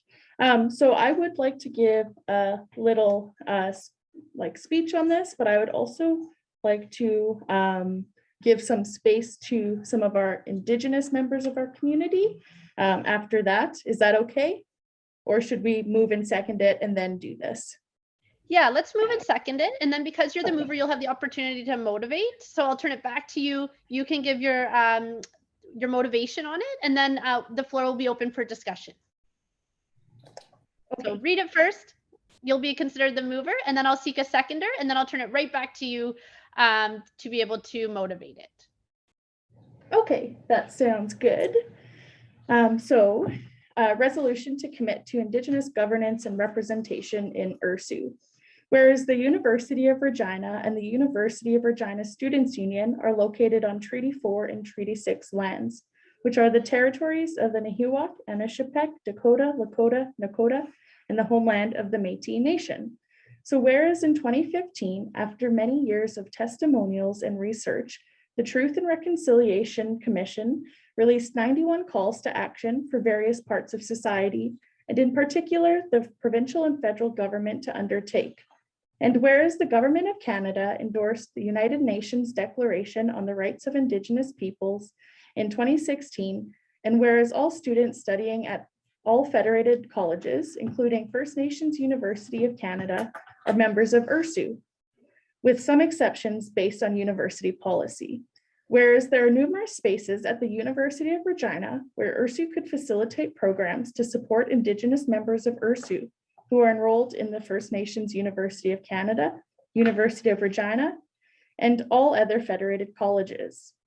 And whereas Ursu recognizes that efforts to build equitable supports for Indigenous students, as well as aiding in the creation of unique Indigenous-led structures that are essential to the aims of reconciliation on campus and beyond.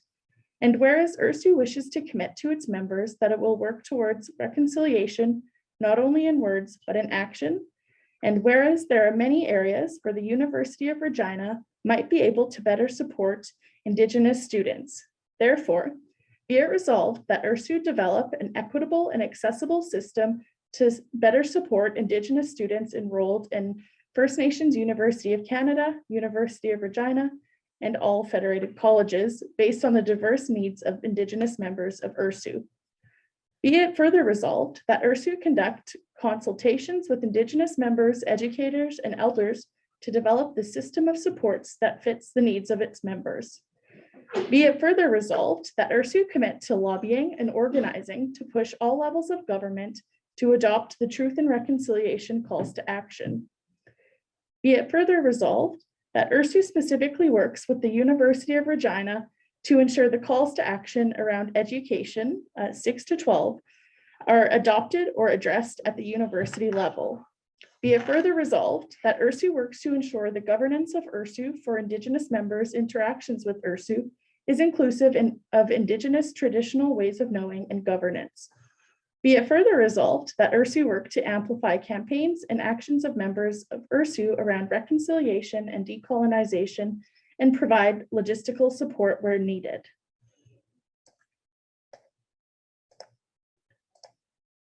Perfect. Thank you very much, Hannah. So that's been moved by Hannah, and I'll seek a seconder to the motion, please. Seconded by Emily, I see. Okay. Hannah, do you wish to motivate the motion? So speak in favor of it? Yes, I would. Perfect. And if anyone would like to speak, sorry, Hannah, just before you jump in, if anyone else would like to get on the speakers list, please just indicate using the raise hand emoji that you've seen floating around, and I'll come right back to you as we move forward. Okay. So through conversations with Indigenous students and leaders at First Nations University and their Students Association, Ursu has put in significant efforts towards first truth and then recognizing the past harm of colonial education institutions to Indigenous populations. And it's really important to recognize as a student union, our job as a student union is to advocate for individual students as well as break down systemic barriers for students today and tomorrow. This motion is going to provide Ursu with legally binding direction on our relationship with Indigenous students and First Nations University. If this motion passes, Ursu this year and all years to follow are going to be held accountable to following through on calls to action presented in the Truth and Reconciliation calls to action.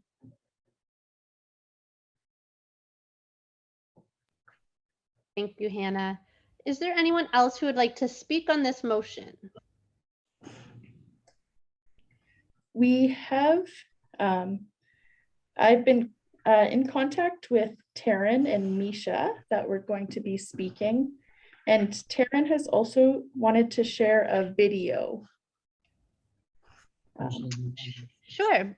Taryn, I see your hand there whenever you're ready.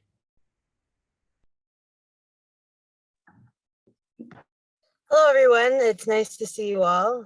My name is Taryn. My pronouns are she and her. I just want to start off by thanking Hannah for the acknowledgement of the territories. Also, my little presentation here is going to be short and sweet. So I just want to speak a little bit about truth and reconciliation. And the reason for is because I do hold a certificate in reconciliation. I am a graduate of the Bachelor's of Indigenous Social Work program, and I've also taken Indigenous Studies program and in consideration for a master's degree, so our program. So at my university, at our university, I should say, First Nations University has a reconciliation certificate, and it's about I think it's about 6 to 8 courses that you take, and you can go in like these different directions. But the basis of it is just to kind of talk about what truth and reconciliation is. That's always kind of the question, right? Like, what is truth and reconciliation? So a little bit of that is just, in this program, what I learned is that before there can be reconciliation, you have to know the truth. And the truth of the matter is that Canada has a long history and legacy of residential school. And residential schools were not a positive experience for Indigenous peoples. And in fact, a lot of research has been done that now there is, we inherited a lot of intergenerational trauma, historical trauma, different sorts of impacts, and these sort of all stem from colonialism. So, there is conversation. So in recent years and recent research, there was an elder from the Mi'kmaq territory who developed this concept or developed this idea called the two-eyed seeing approach. And so I'm not too sure if many of you have heard about this two-eyed seeing approach, but it's sort of like the combination of Indigenous worldview with Western worldview. So it's a very new, well, it's been around for like the past few years. And yeah, I have a short video just to kind of like explain it a little bit better. And I believe the staff at Ursu are going to play it for me. So it's like 1 minute and 30 seconds long. It's not long at all. Julie Bull is a Indigenous speaker, and it just sort of like elaborates a little bit clearer and short and sweet. Yeah, so this is the two-eyed seeing approach.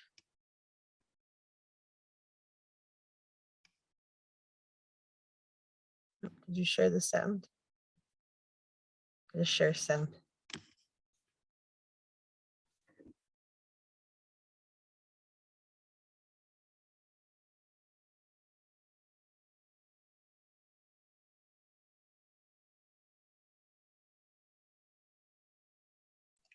It'll just take a second, just because of how our hybrid system works. the video is going to come through in a sec. Marshall, who works at Cape Breton University, to So are folks able to hear that? really bring science and Okay, listen to me now. We got a thumbs up. We mute this We one. got Yeah, it works. Thanks. with this concept of two-eyed seeing. And folks here in Atlantic Canada probably may have heard of Mi'kmaq elder Albert Marshall, who works at Cape Breton University to really bring science and traditional knowledge together in this way. So on the one side, we have what we're used to in universities, right? It's very individual, it's egocentric, it's based on competition, and it's very theoretical and understanding things from that perspective. And that's important and it's necessary, but it's not the only side. So then on the other side, we have Indigenous perspectives, multiple perspectives that are different. They're collaborative, they're collective, they're about what we're doing together versus what we're doing individually. And so it's then the bringing together both of those worlds. It's not to say that one is better or worse than the other. We all have amazing gifts to offer to each other, and learning how to bridge those gaps between Indigenous ways of knowing and non-Indigenous ways of knowing is one of the ways in which we're able to actually then have successful research projects, successful programs, successful education, successful health, or whatever the area is we work in.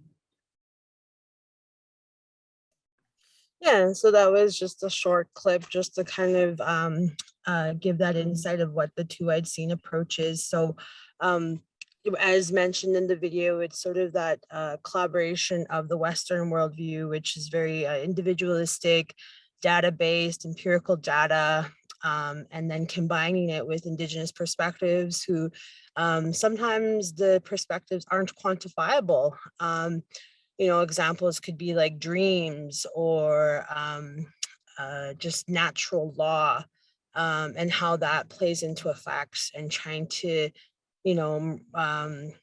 merge it into the scientific based ways of knowing. So that's and that's what I see this motion as being. It's these motions that we're doing you know, they're a very Western structured approach, but then you're also including like Indigenous perspectives, which is that community-based insights, right?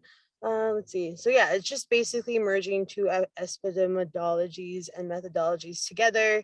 And yeah, because there's a long history, like looking at the timeline, if you look at the timeline, like the Indian Act dates back from 1876. So yeah, and then the 94 calls to action came in 2015, and there's lots, like you kind of go through all that in the reconciliation certificate program. And so I'm very cognizant of the time. I don't want to take up too much of your time, but if you want to learn more about these approaches, just go to your library database and you can actually, you know, just type in two-eyed seeing approach. There's actually a lot of articles out there, research done that has been applied to science, health, social work, all different kinds of disciplines. So yeah, that's just my little presentation. Thanks. Great. Thank you very, very much, Taryn. Is there anyone else who would like to speak on this motion?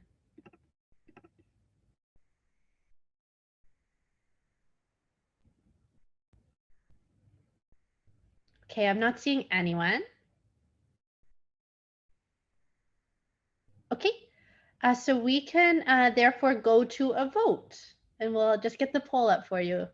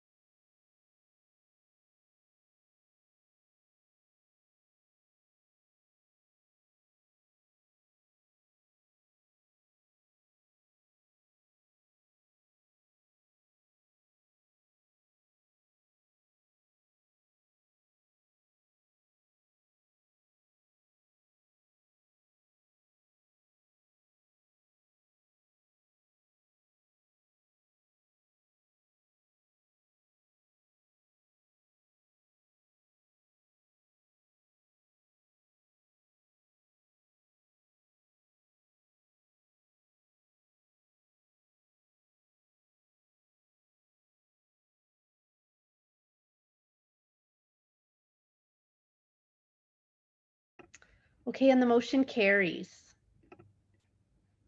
Perfect. So we'll move right along.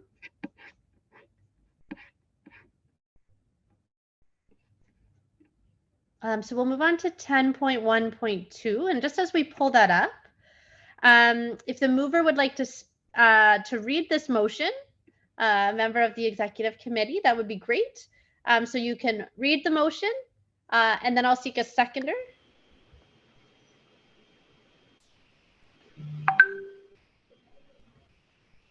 Javier, I see you're unmuted. Will it be you? Yes. Perfect. Okay, so Okay. as soon as it's pulled up there, you can feel free to read through it. And once you're done, I'll just seek a seconder, and then I'll turn it back to you if you'd like to motivate. Okay. So I will just start. Whereas in 2020, Prabjot Singh Khatri, an international student, was killed while engaging in taxi duties. In 2019, Jobandeep Singh Sandhu, an international student, was arrested and faced deportation after being unjustly searched and allegedly overworking due to the massive amount of fees his studies costed. And whereas the CBC reported international students were avoiding ambulance rides in emergencies due to the costs and working in unsafe working environments. Whereas international students are consistently targeted through intersectional racist and xenophobic attacks, whereas international students pay exorbitant tuition fees in order to study in Saskatchewan but often feel unsupported, underrepresented, and underprivileged, whereas Ursu can be better represent international students by fostering a unique space for international students to organize Therefore, be it resolved that Ursu launch a campaign called Justice for International Students to seek justice for international students across Canada and organize and support international student communities around issues that are harmful to them and organize and support international student communities around issues that are harmful to them in community and provincially. Be it further resolved that Ursu hires an international student coordinator to organize this campaign, hold meetings and town halls for international students, and develop further recommendation on how Ursu can better represent international students. Be it further resolved that Ursu develops an international students caucus to support the coordinator and the international student community. Be it resolved that uh, Ursu works with organizations such as, but not limited to, Migrant Workers Alliance for Change and other organizations fighting for international students' rights. Be it further resolved that Ursu develops recommendations for post-secondary institutions, the provincial government, and other parties on how to improve international student rights and protections in Saskatchewan. International students need a space to organize around issues we face, and coordinator that is a student can help us organize from the student's perspective. We would use the advocacy budget for this that the board already approved. We have campaigns and general funding for this. Thank you.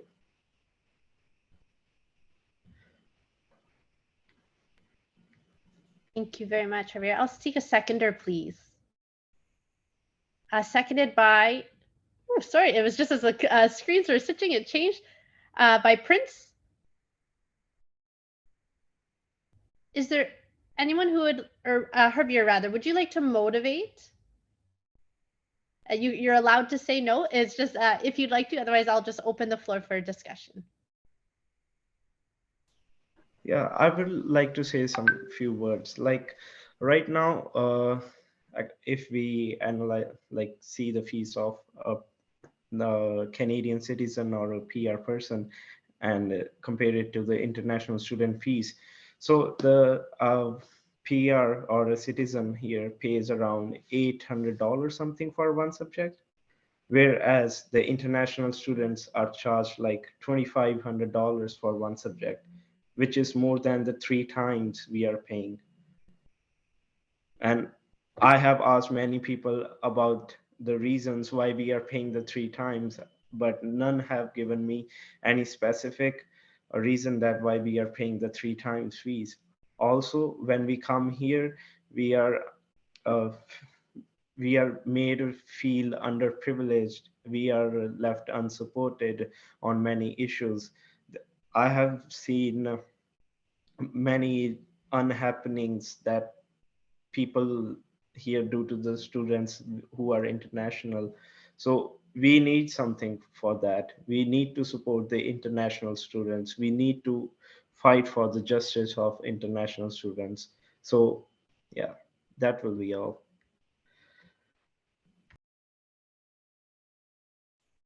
Thank you. And I see Amir, I just need to know if you're in favor or opposed to the motion, and then you can go right ahead. I actually just had a clarifying question about the motion. I'm in favor of it, but I had a question about the wording of it specifically. Sure. So at the beginning, it says that Ursu will be launching a campaign to seek justice for international students across Canada, but then it goes on to only specify what it'll be doing in the community and provincially, as in Saskatchewan. So I'm wondering what specific actions will be taken for international students across Canada. Sure, good question. Is there someone from the executive who'd like to respond to the question? So I would like to answer it a bit. Okay, so first of all, we have to start from somewhere, right? If we are able to make a change in Saskatchewan, then I'm pretty sure that we can move this change up to the a whole international level, But first of all, we have to make a change in Saskatchewan, right?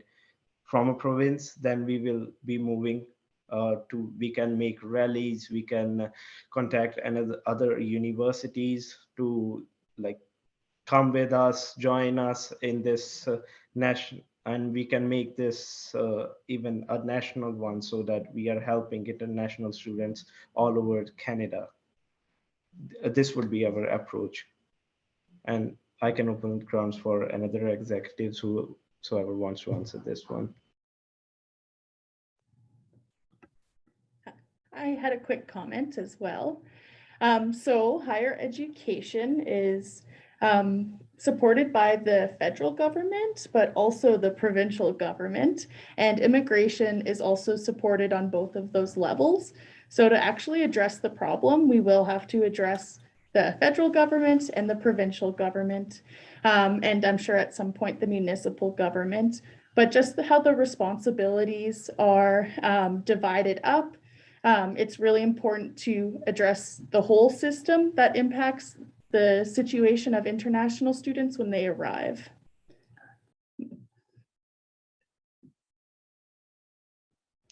Thank you. Ms. Amir, I still see your hand up. Did you have another question or point? Okay, I see your hand taken down. Style, go ahead. Just a quick point of information. First off, a huge kudos. I'm totally in favor, but I'm also curious about some of the financial costs that comes associated with this. Has there been any financial look at the cost of this? I see the general manager with the response. Go ahead. Sure, thanks for the question. Really quickly, as Javier mentioned, we did pass a brand new advocacy budget with numerous positions as well as general funding at the board level, as well as through our annual budgeting process. So we have more than enough funds to make this happen. So it has been budgeted for through our campaigns and general advocacy budget.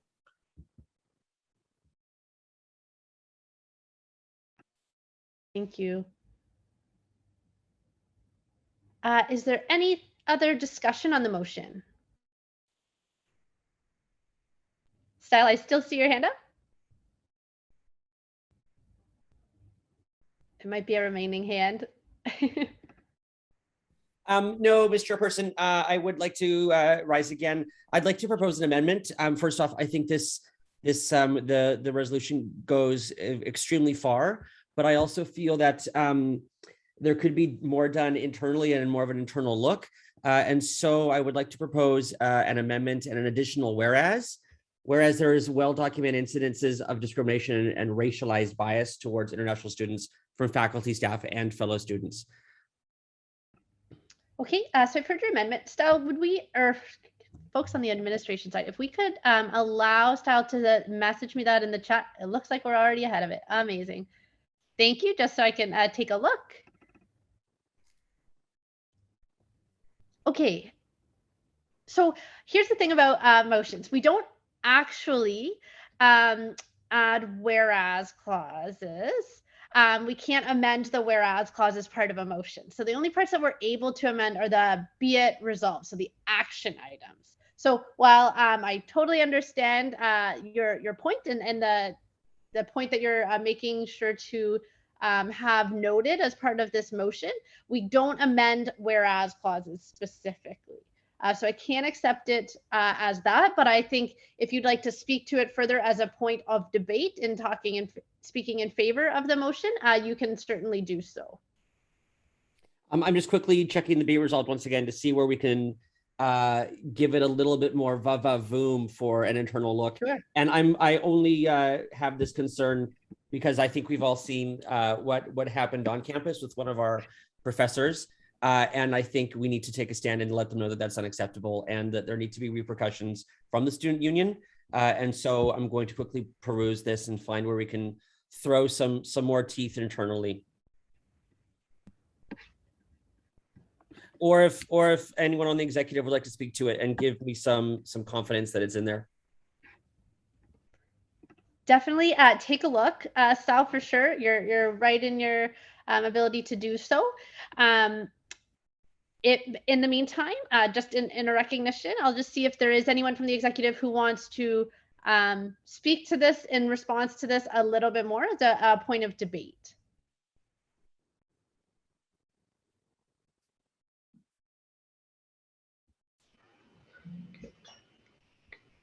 Okay, I will just say that we the executive team, we are already working on racism in the classrooms. We have many questions, like many students contacted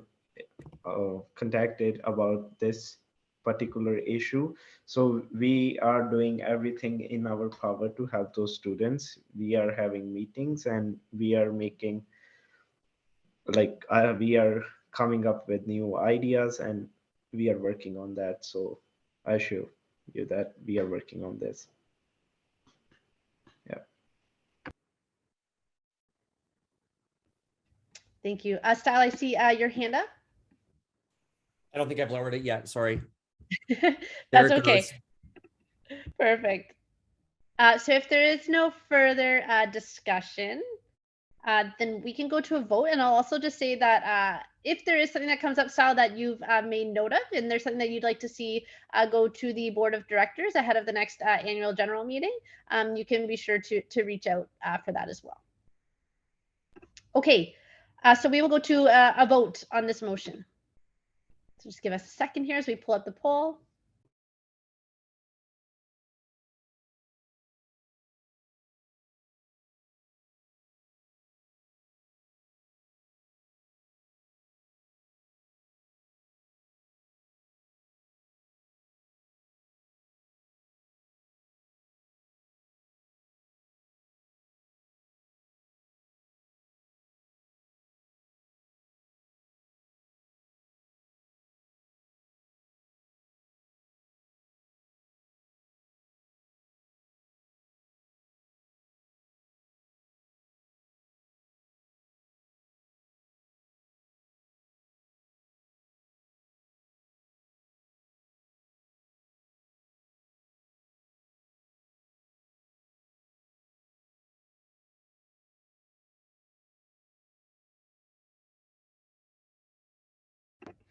Okay, and the motion carries. Perfect. I'm just trying to exit the point. There we go. All right, so we will move right along then. I'll just give us a second to pull up the.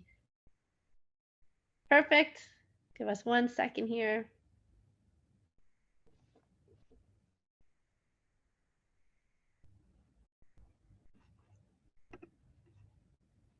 Okay, so with this, we'll be moving on to other business.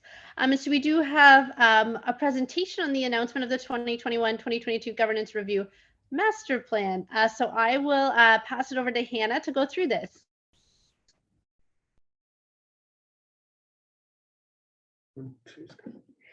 Hello again, everyone. Thank you so much for your participation and patience this far.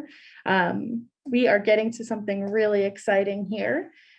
So we're going to be announcing some great news. So our Ursu Governance Master Plan.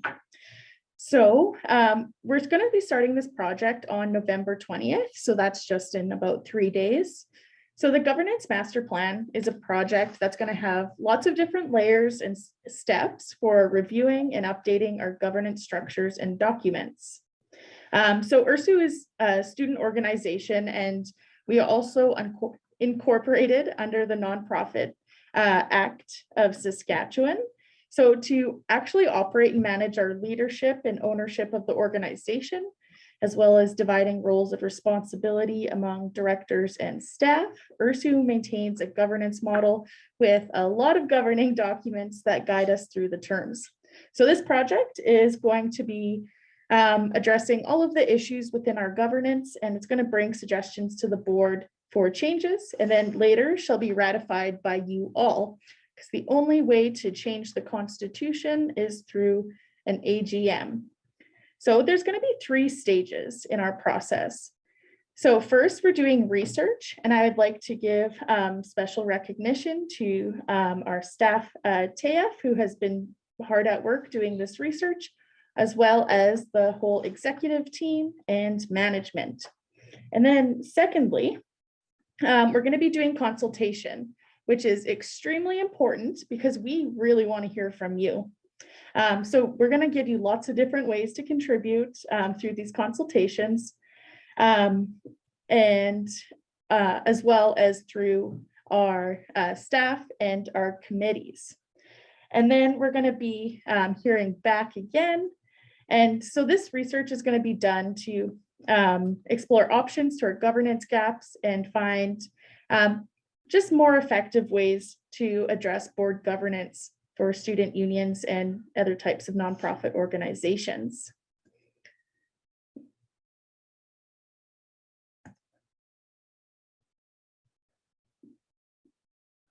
Okay. So you might be wondering, why are we doing this? Like, a constitution doesn't sound like fun. It is really, like, for kind of like a governance nerd like myself, it is, but you're also going to love it. But the reasons that we're doing it is our constitution was actually made 28 years ago. So that's actually older than I am. And I'm the oldest executive. So that's pretty old. And as well, it was mandated by membership. So in 2018, our membership voted in an AGM to review this governance plan.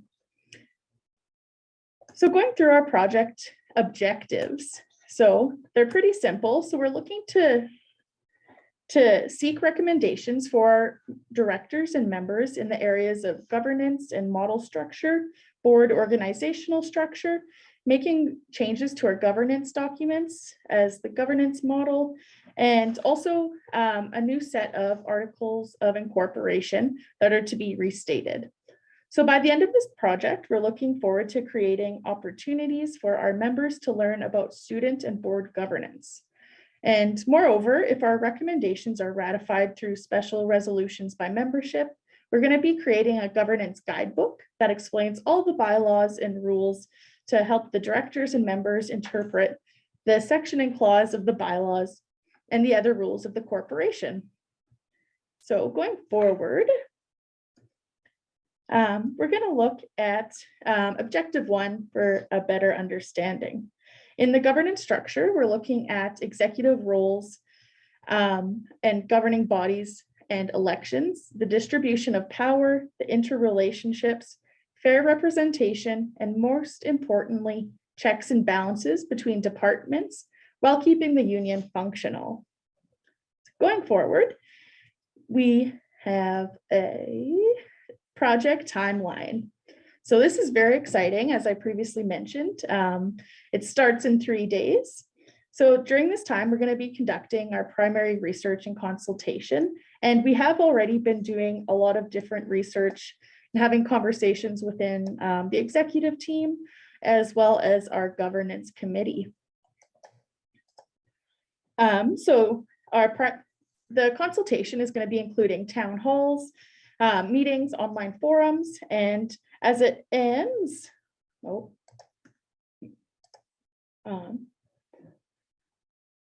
and so can we go back to the phases? Sorry.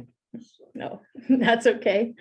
So phase 2 ends after just 15 days. So we're going to be on January 15th. And our members are going to have more opportunities to continue submitting recommendations and ideas to the board.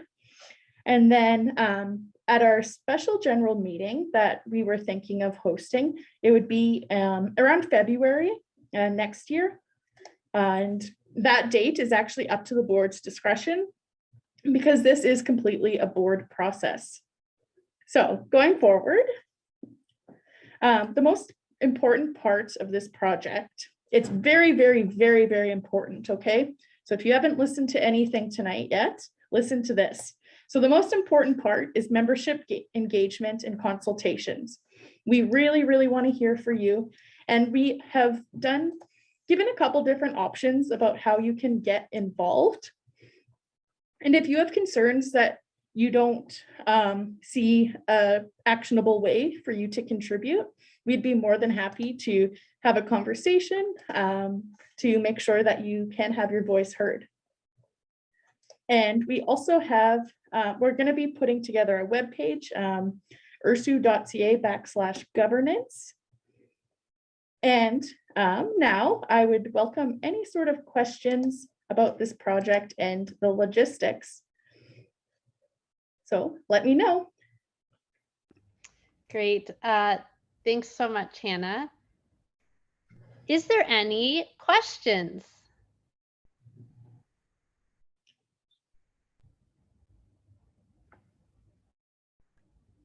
I'm not seeing any, which means it must have been just such a robust and full and comprehensive report that folks feel like they know everything they need. Perfect. Okay, so we will move right along, Hannah, unless you want to close off with anything final there. In reference to the governance or in reference to the whole meeting? Let's go with governance for now. Okay, no, nothing else. Okay, perfect. All right, folks. We are almost there. Thank you to everyone for sticking with us here. So we'll move on. Just give us a second to pull up. But the last section of our meeting is Q&A. So if there is anyone who has any questions, now would be the time to get on the speakers list to ask one of those questions to be directed to the executive committee. So please just indicate if you have any questions.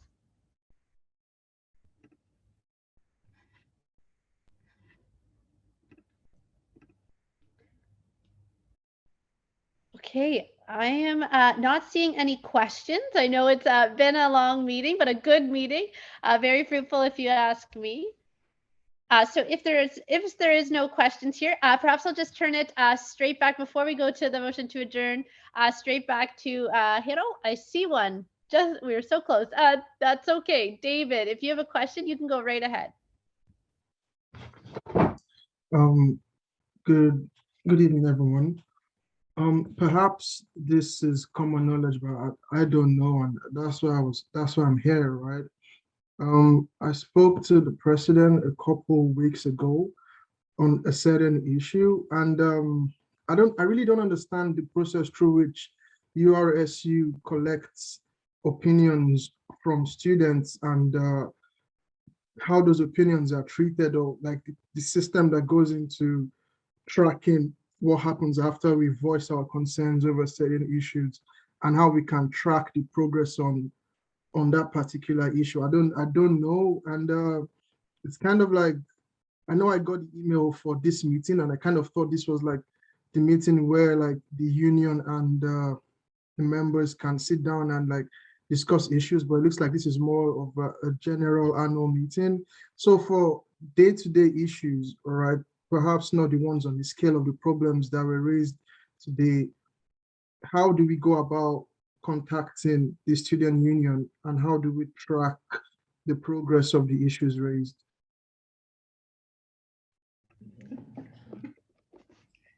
Thank you very much. I'll turn it over. I see the general manager with their hand up. And so if anyone else would like to respond from the executive committee, you folks can feel free to respond. I see Hannah. Perhaps we'll start there and then we'll jump around. Thanks so much. And I'm glad to see you here, David. If you wanted to voice like a specific concern right now with all of like the membership present, you're more than welcome. But depending on what the situation is and how quickly we can address it, or if it's like an individual challenge or a systemic challenge, that will impact how we deal with it. So was there something specific you were wondering about so I could give you a better, clear answer? Yes, please. There's a particular issue that I just wanted to run by the student union, and it's about the university's policy or the recent decision of the university to cut funding for the on-campus COVID tests. I mean, I don't know, to me, it looks like it was a really great initiative to have on-campus sites where people come get, get their results. I was even of the opinion that to make the system work even better, they could like email the results to the students, so we can use this like off campus, like maybe for other things, right? And the university not only doesn't do that, but they backtrack and they even cancel the on-campus COVID tests. And the reasons, I think, were things that had to do with they don't want to fund like like people that give the tests or whatnot. And I don't know, but in my opinion, like from what I've seen, right, the people who are getting these tests are in the minority. I don't think the school is spending an exorbitant amount in keeping these facilities running, all right? And the second aspect is the conditions that were put as the replacement is that students should go outside, go off campus, get tested, all right, and bring these valid tests like 3 times a week if you be taking classes on campus. And I don't know if the university did like some research into the cost of these tests, but they are pretty pricey. And to have students do this like 3 times a week, I mean, we just mentioned how some students are paying 3 times the amount of tuition, and then to have some of them have to take on this extra, I mean, it just feels like the university should assist members of the student community in getting it, if that's the one thing, or like maybe the second thing we can say the university did to assist students and the overall educational body. I think it wouldn't be bad to say the university provided free COVID tests to the 10% of the community that needed it on campus. That's just what I think.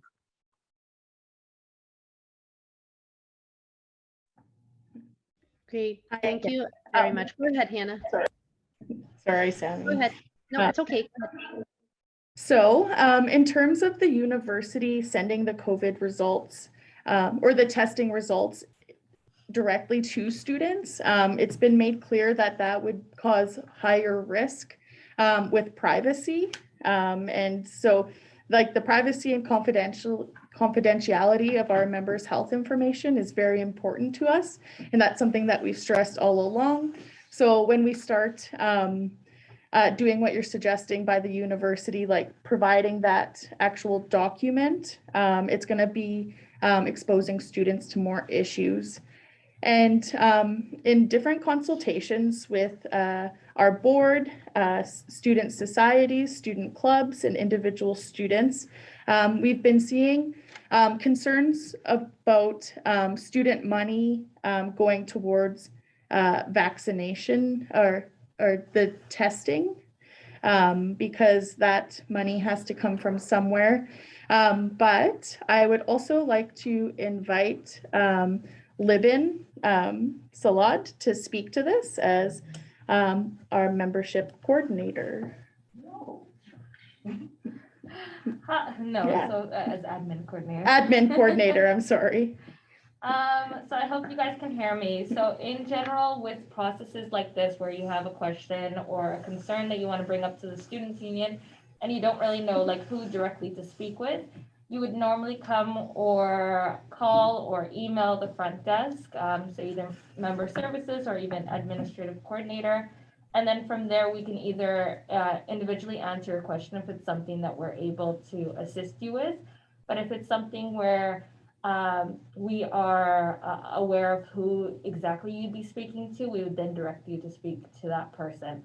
From that point on, it's that person that you contact or forwarded to contact, who would follow up with certain concerns that you brought up and hopefully resolve the issue that you have presented to them.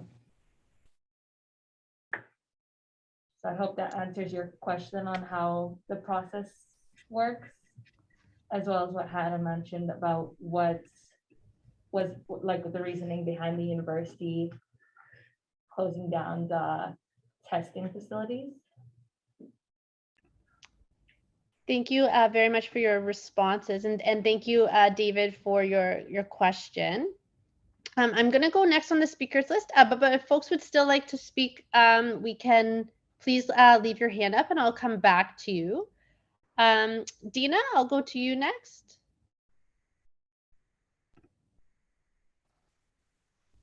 Hi. actually will not be here next semester and won't be encountering this. But I know that there's concerns on two ends relating to COVID and everything next semester and testing. So at one end, those who are more concerned about being on campus with a high density of students again, classes are fairly back to normal. There might be concern that people will be less cautious or not as aware of certain things, maybe not social distancing as much, and that it might be easier for COVID to spread. With testing being currently fairly expensive if there is not symptoms and you can't go for free. And with less symptoms that are obvious in people who are vaccinated who they're finding are now able to contract the virus again more easily. It's where they're waiting for boosters. It would be probably a really awesome initiative to have testing more accessible to students, vaccinated or unvaccinated, so that there's less of a boundary there. Sorry, not boundary, less of a obstacle for people who want to be careful and they might need one. So yeah, I think that would be a very good question to ask Ursu, is if they would consider, if you guys would consider looking into either collaborating with an existing group out there to have clinics or something on campus. So it's more accessible for students, or maybe chipping in some funding to decrease the cost of that.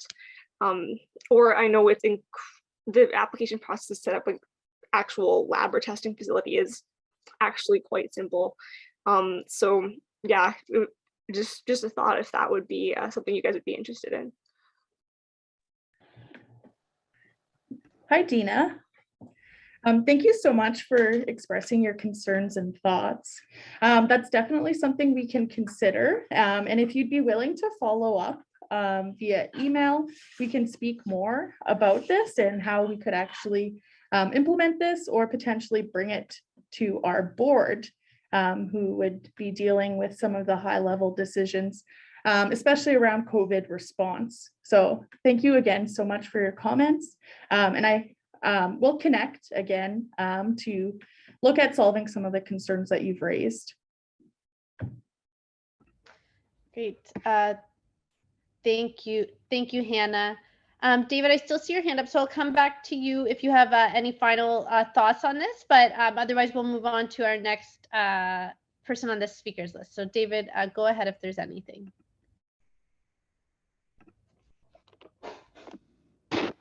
Well, I was going to add some more, but it appears Dina took the words right out of my mouth and addressed like how the testing will also be beneficial to students who are looking forward to being safer on campus. It just makes the whole thing easier if it's easier for people to get tested and it's cheaper, because if it's more accessible and it's cheaper or for free, for example, more people will want to get, you know, their tests, and this would inform people in how they are cautious in social environments.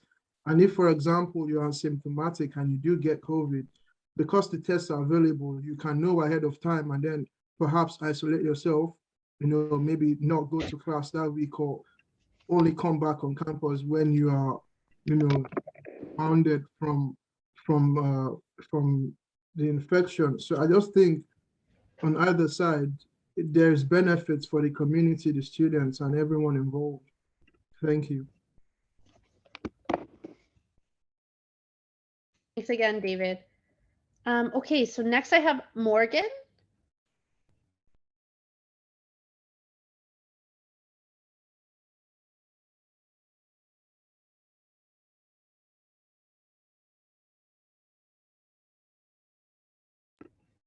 Morgan, there you go. You should be okay.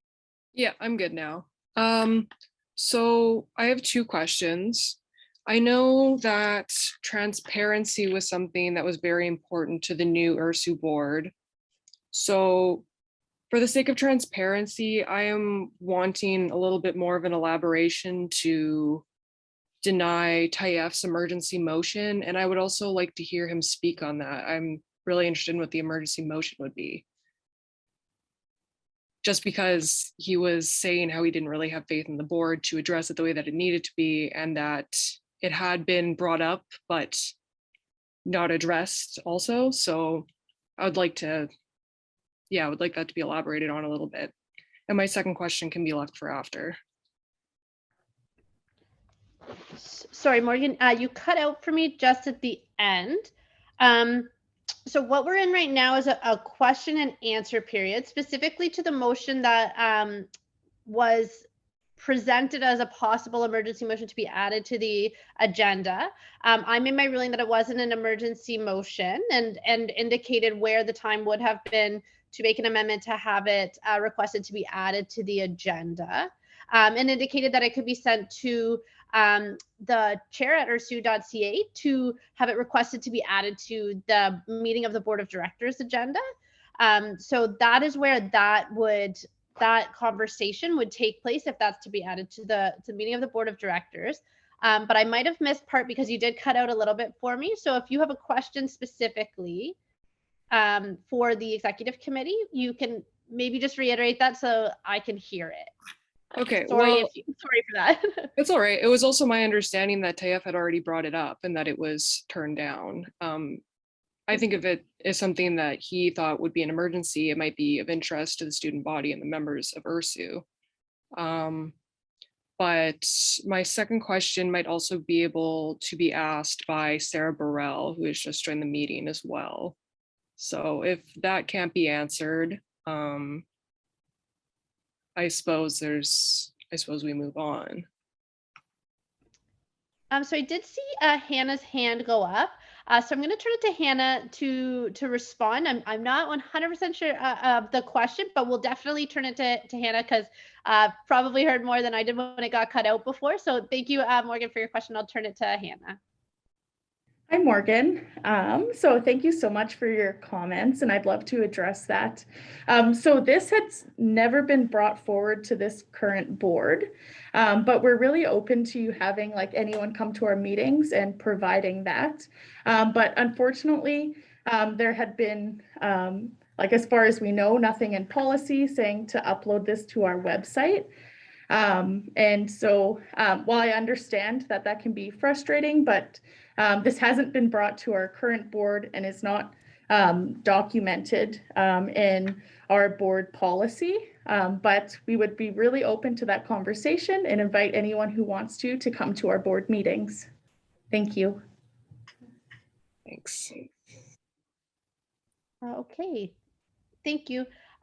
Morgan, if I could just ask you, actually, I might be able to do it for you. To lower your hand if you're done with getting on the speakers list, that would be great. And otherwise, you're allowed to leave it up. Okay, I believe it's pronounced, well, I'm not sure the pronunciation, so bear with me. Please correct me if it's Zakia next on the speakers list.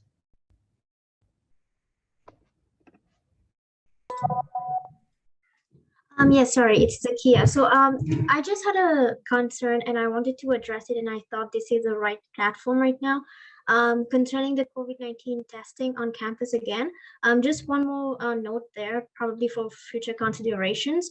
What about students or even faculty or staff members who, not because they want not to get vaccinated, but due to some serious medical reason backed by some medical certificate or something, that they cannot get vaccinated?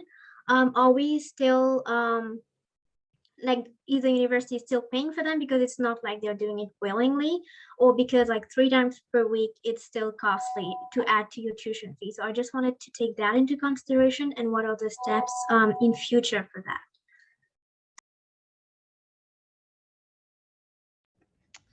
Thank you. And I'm just seeing, I see Hannah. Go ahead, Hannah. Thanks so much, Zakia. So the university will definitely be providing testing options for people who are medically unable to have the vaccination. So that's been made very clear, and that's something that we've advocated for from the beginning. But those medical exemptions are very few and far between. But yes, those will be provided free of cost to the people who have medical exemptions. And when it comes to, oh, sorry, I apologize. I'm going to add on to that.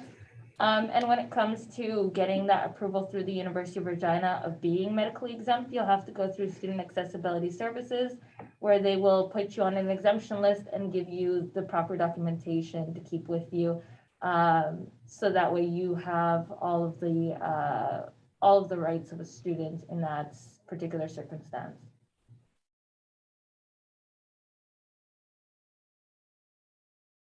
Great, thank you. And thank you, Zakia, for your question. I have Sarah next and then Tayef.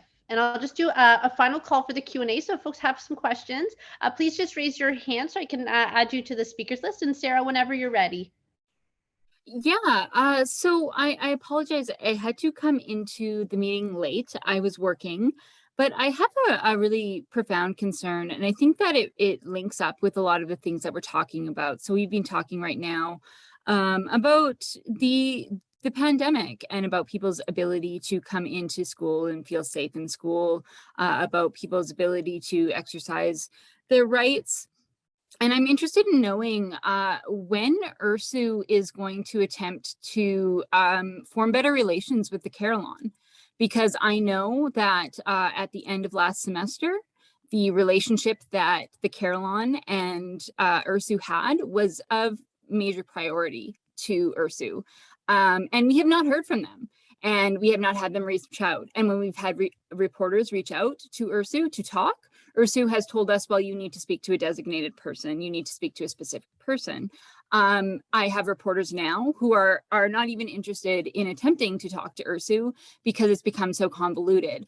I don't feel that that serves students. I don't feel that that serves the university. And the people that I do think that it serves are the administration. And so I think, and this is not, I want to really be very clear here, that this is not the Carillon's problem. This is Ursu's problem. And this is a problem of transparency.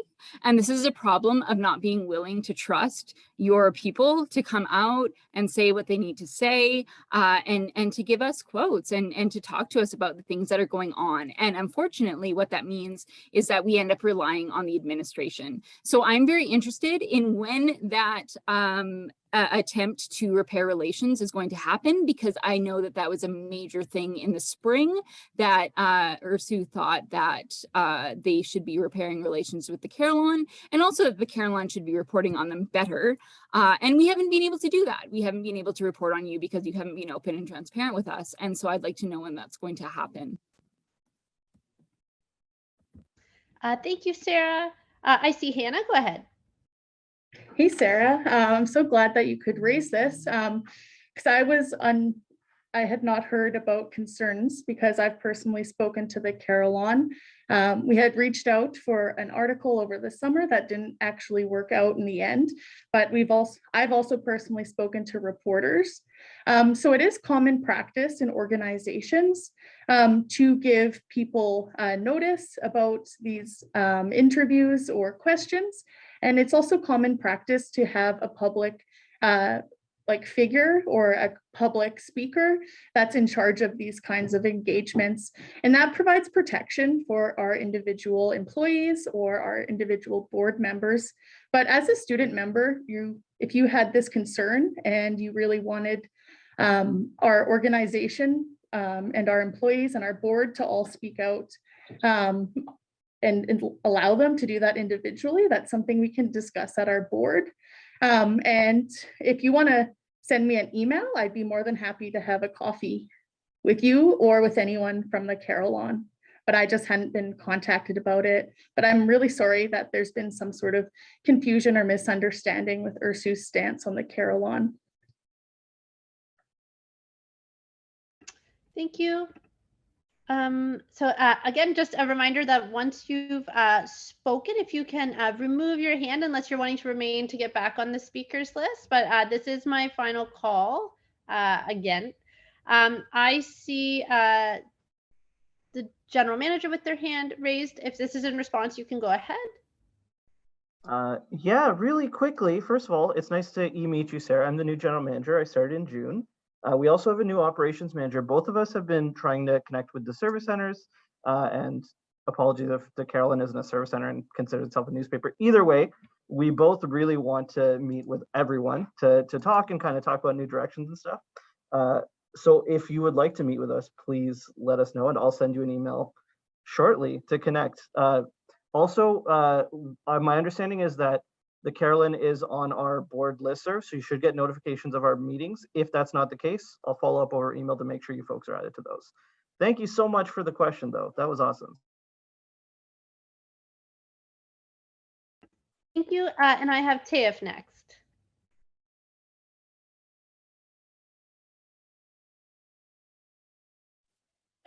Can you hear me? Yes. Okay. So I didn't want to make any kind of deal about it. So I just moved on with the previous thing. But just because Morgan put forward the conversation against, I just want to clarify it and clarify some of the issues around it. So the reference that I put forward, that I went to the board and then asked for some reports to be publicly accessed. It was in January. I think it was in January 12th. The item number is 4B. So if you can access your meeting minutes, it will still be there.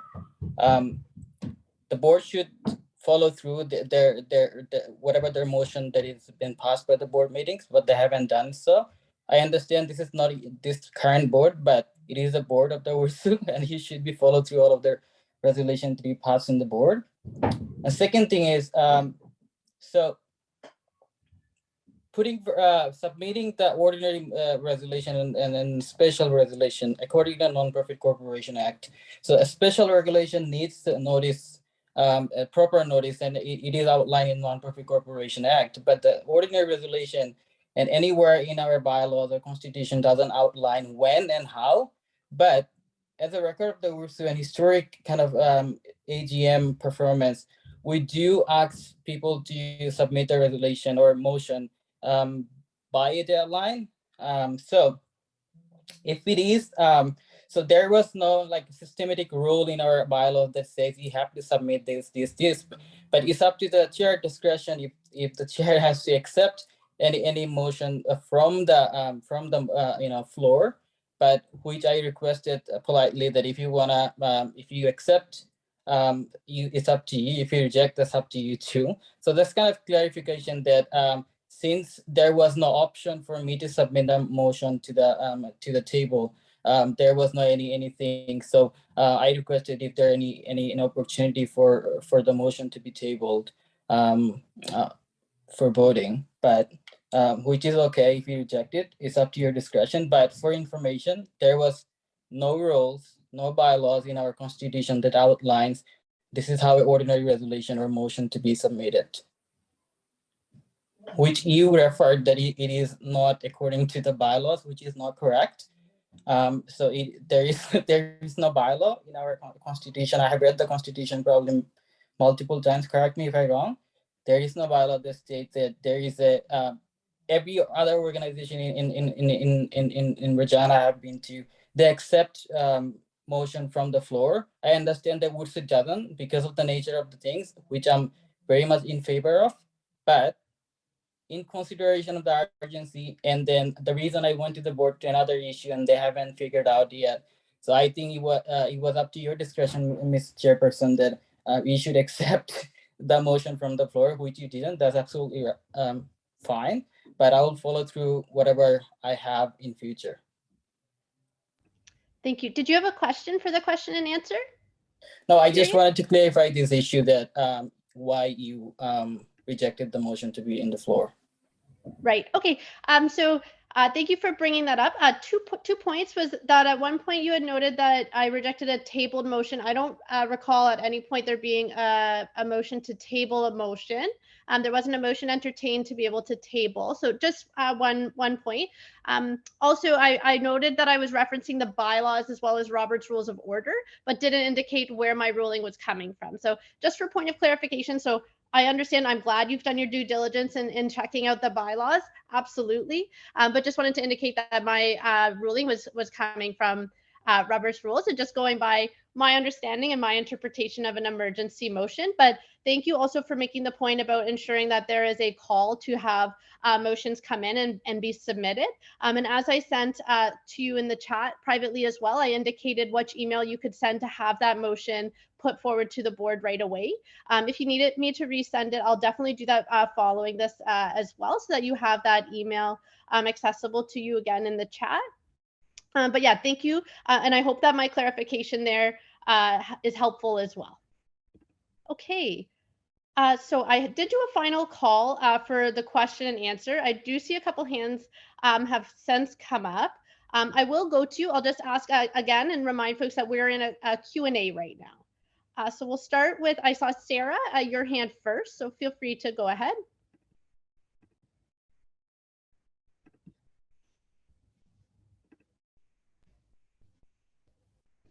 Great, thank you so much. I really appreciate that.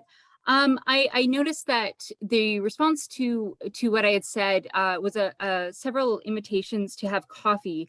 I just want to make sure, does Ursu understand that the Carillon is a newspaper and that our job is to report on what Ursu is doing, what Ursu is doing with our money, what Ursu is doing with their time, what Ursu is doing in order to actually be a functional union, and not actually that we are to be friends. I'm sure many of you are lovely. I would love to actually meet with you and have coffee with you, but I don't want to do that in my role as news editor. Because in my role as news editor, I'm a reporter. So I just want to be clear here. Does Ursu understand that Carillon is a newspaper and that it's independent? Go ahead, Hannah. Hey again, Sarah. So in your question, you'd kind of asked about a relationship with Ursu. So I guess that's why I went to coffee, if you want to have like a formal meeting or more updates. But I'd also like to mention that we had reached out for you to attend our budget meeting.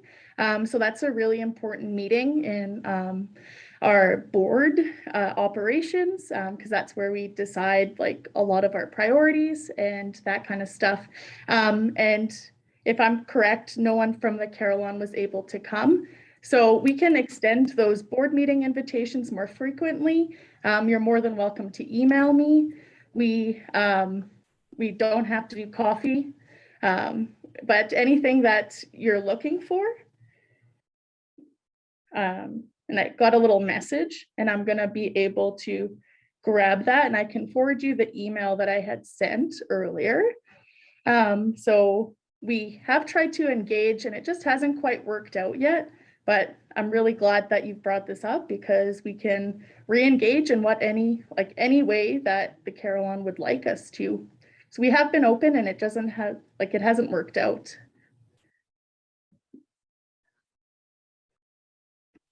Okay, thank you. And last on the speakers list, I have Amir.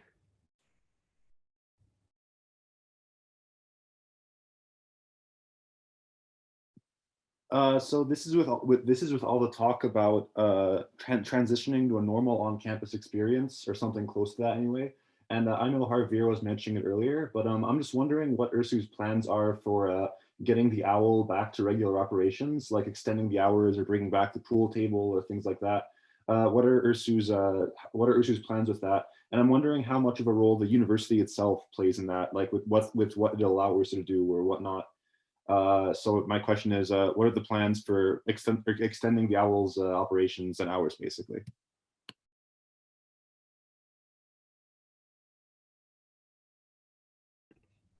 I'm just looking So to I can see answer who'd that if you're okay with that, Sammy. Yep, go ahead. Oh, sorry. Did I cut you off? My mistake. No, I said go ahead. Oh, all right. Sorry about that. Yeah. Hey there, Amir. How are you? My name is Amir Mulzami. I'm the operations manager.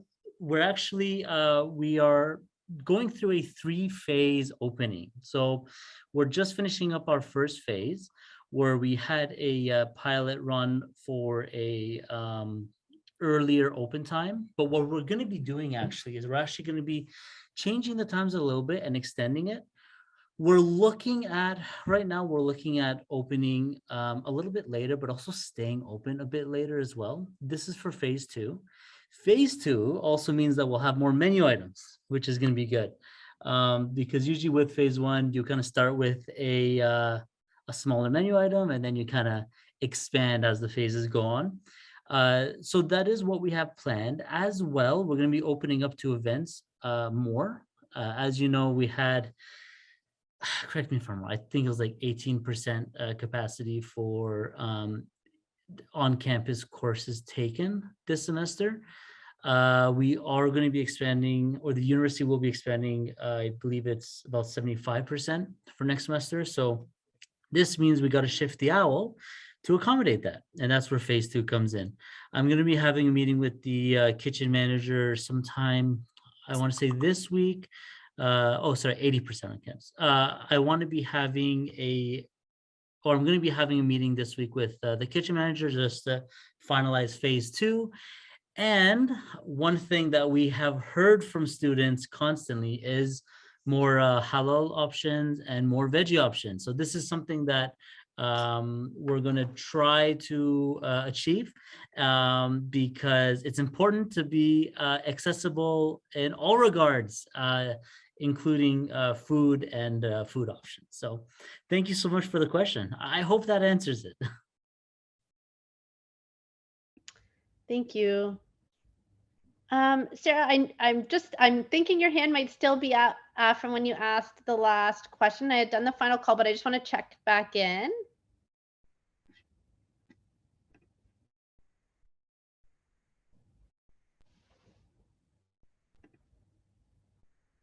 Okay, I'm not seeing anything. Okay. Perfect. Okay, folks. So that brings us to the end then of the Q&A.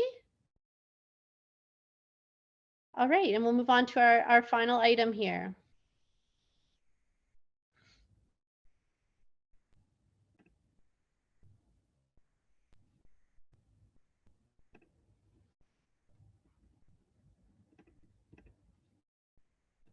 I'm just waiting for it to change in the slide. Hey, Sarah, we have unmuted you. You have to accept the request to unmute yourself. Sorry, are we Sarah, if you wanted to follow up, we were asking you to unmute yourself. I'm not too sure why it wasn't working.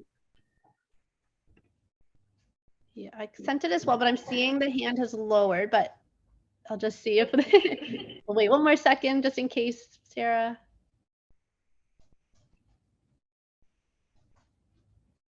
Okay, I'm seeing nothing, so we can move on to the final point here, which is a motion to adjourn. So I will seek a mover and a seconder. Moved by Emanuela, thank you, and seconded by Holden. Is there any discussion on the motion to adjourn?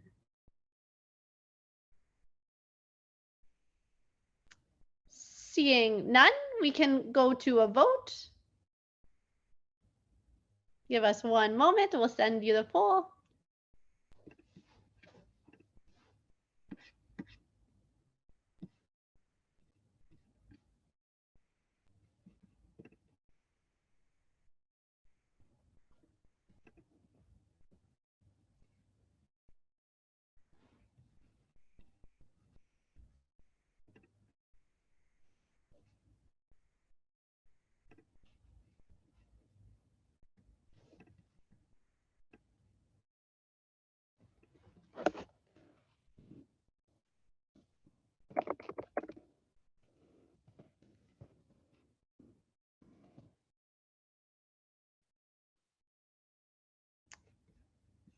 Okay, so the motion to adjourn carries. All right, everyone. I just want to thank everyone so much for coming this evening and participating in the annual general meeting.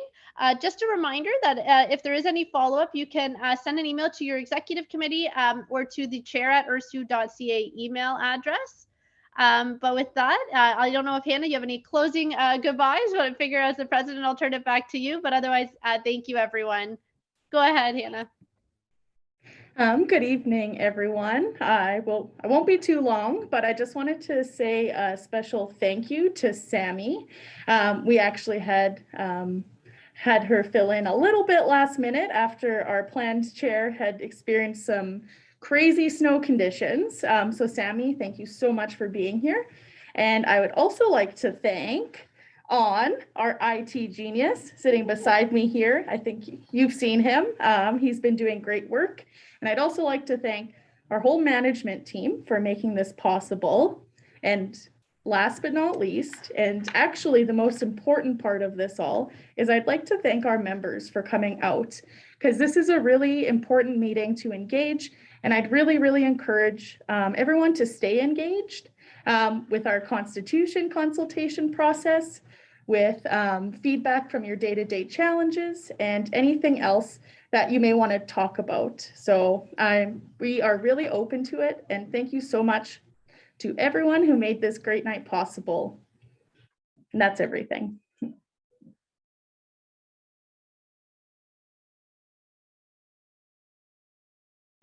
Good night, everyone.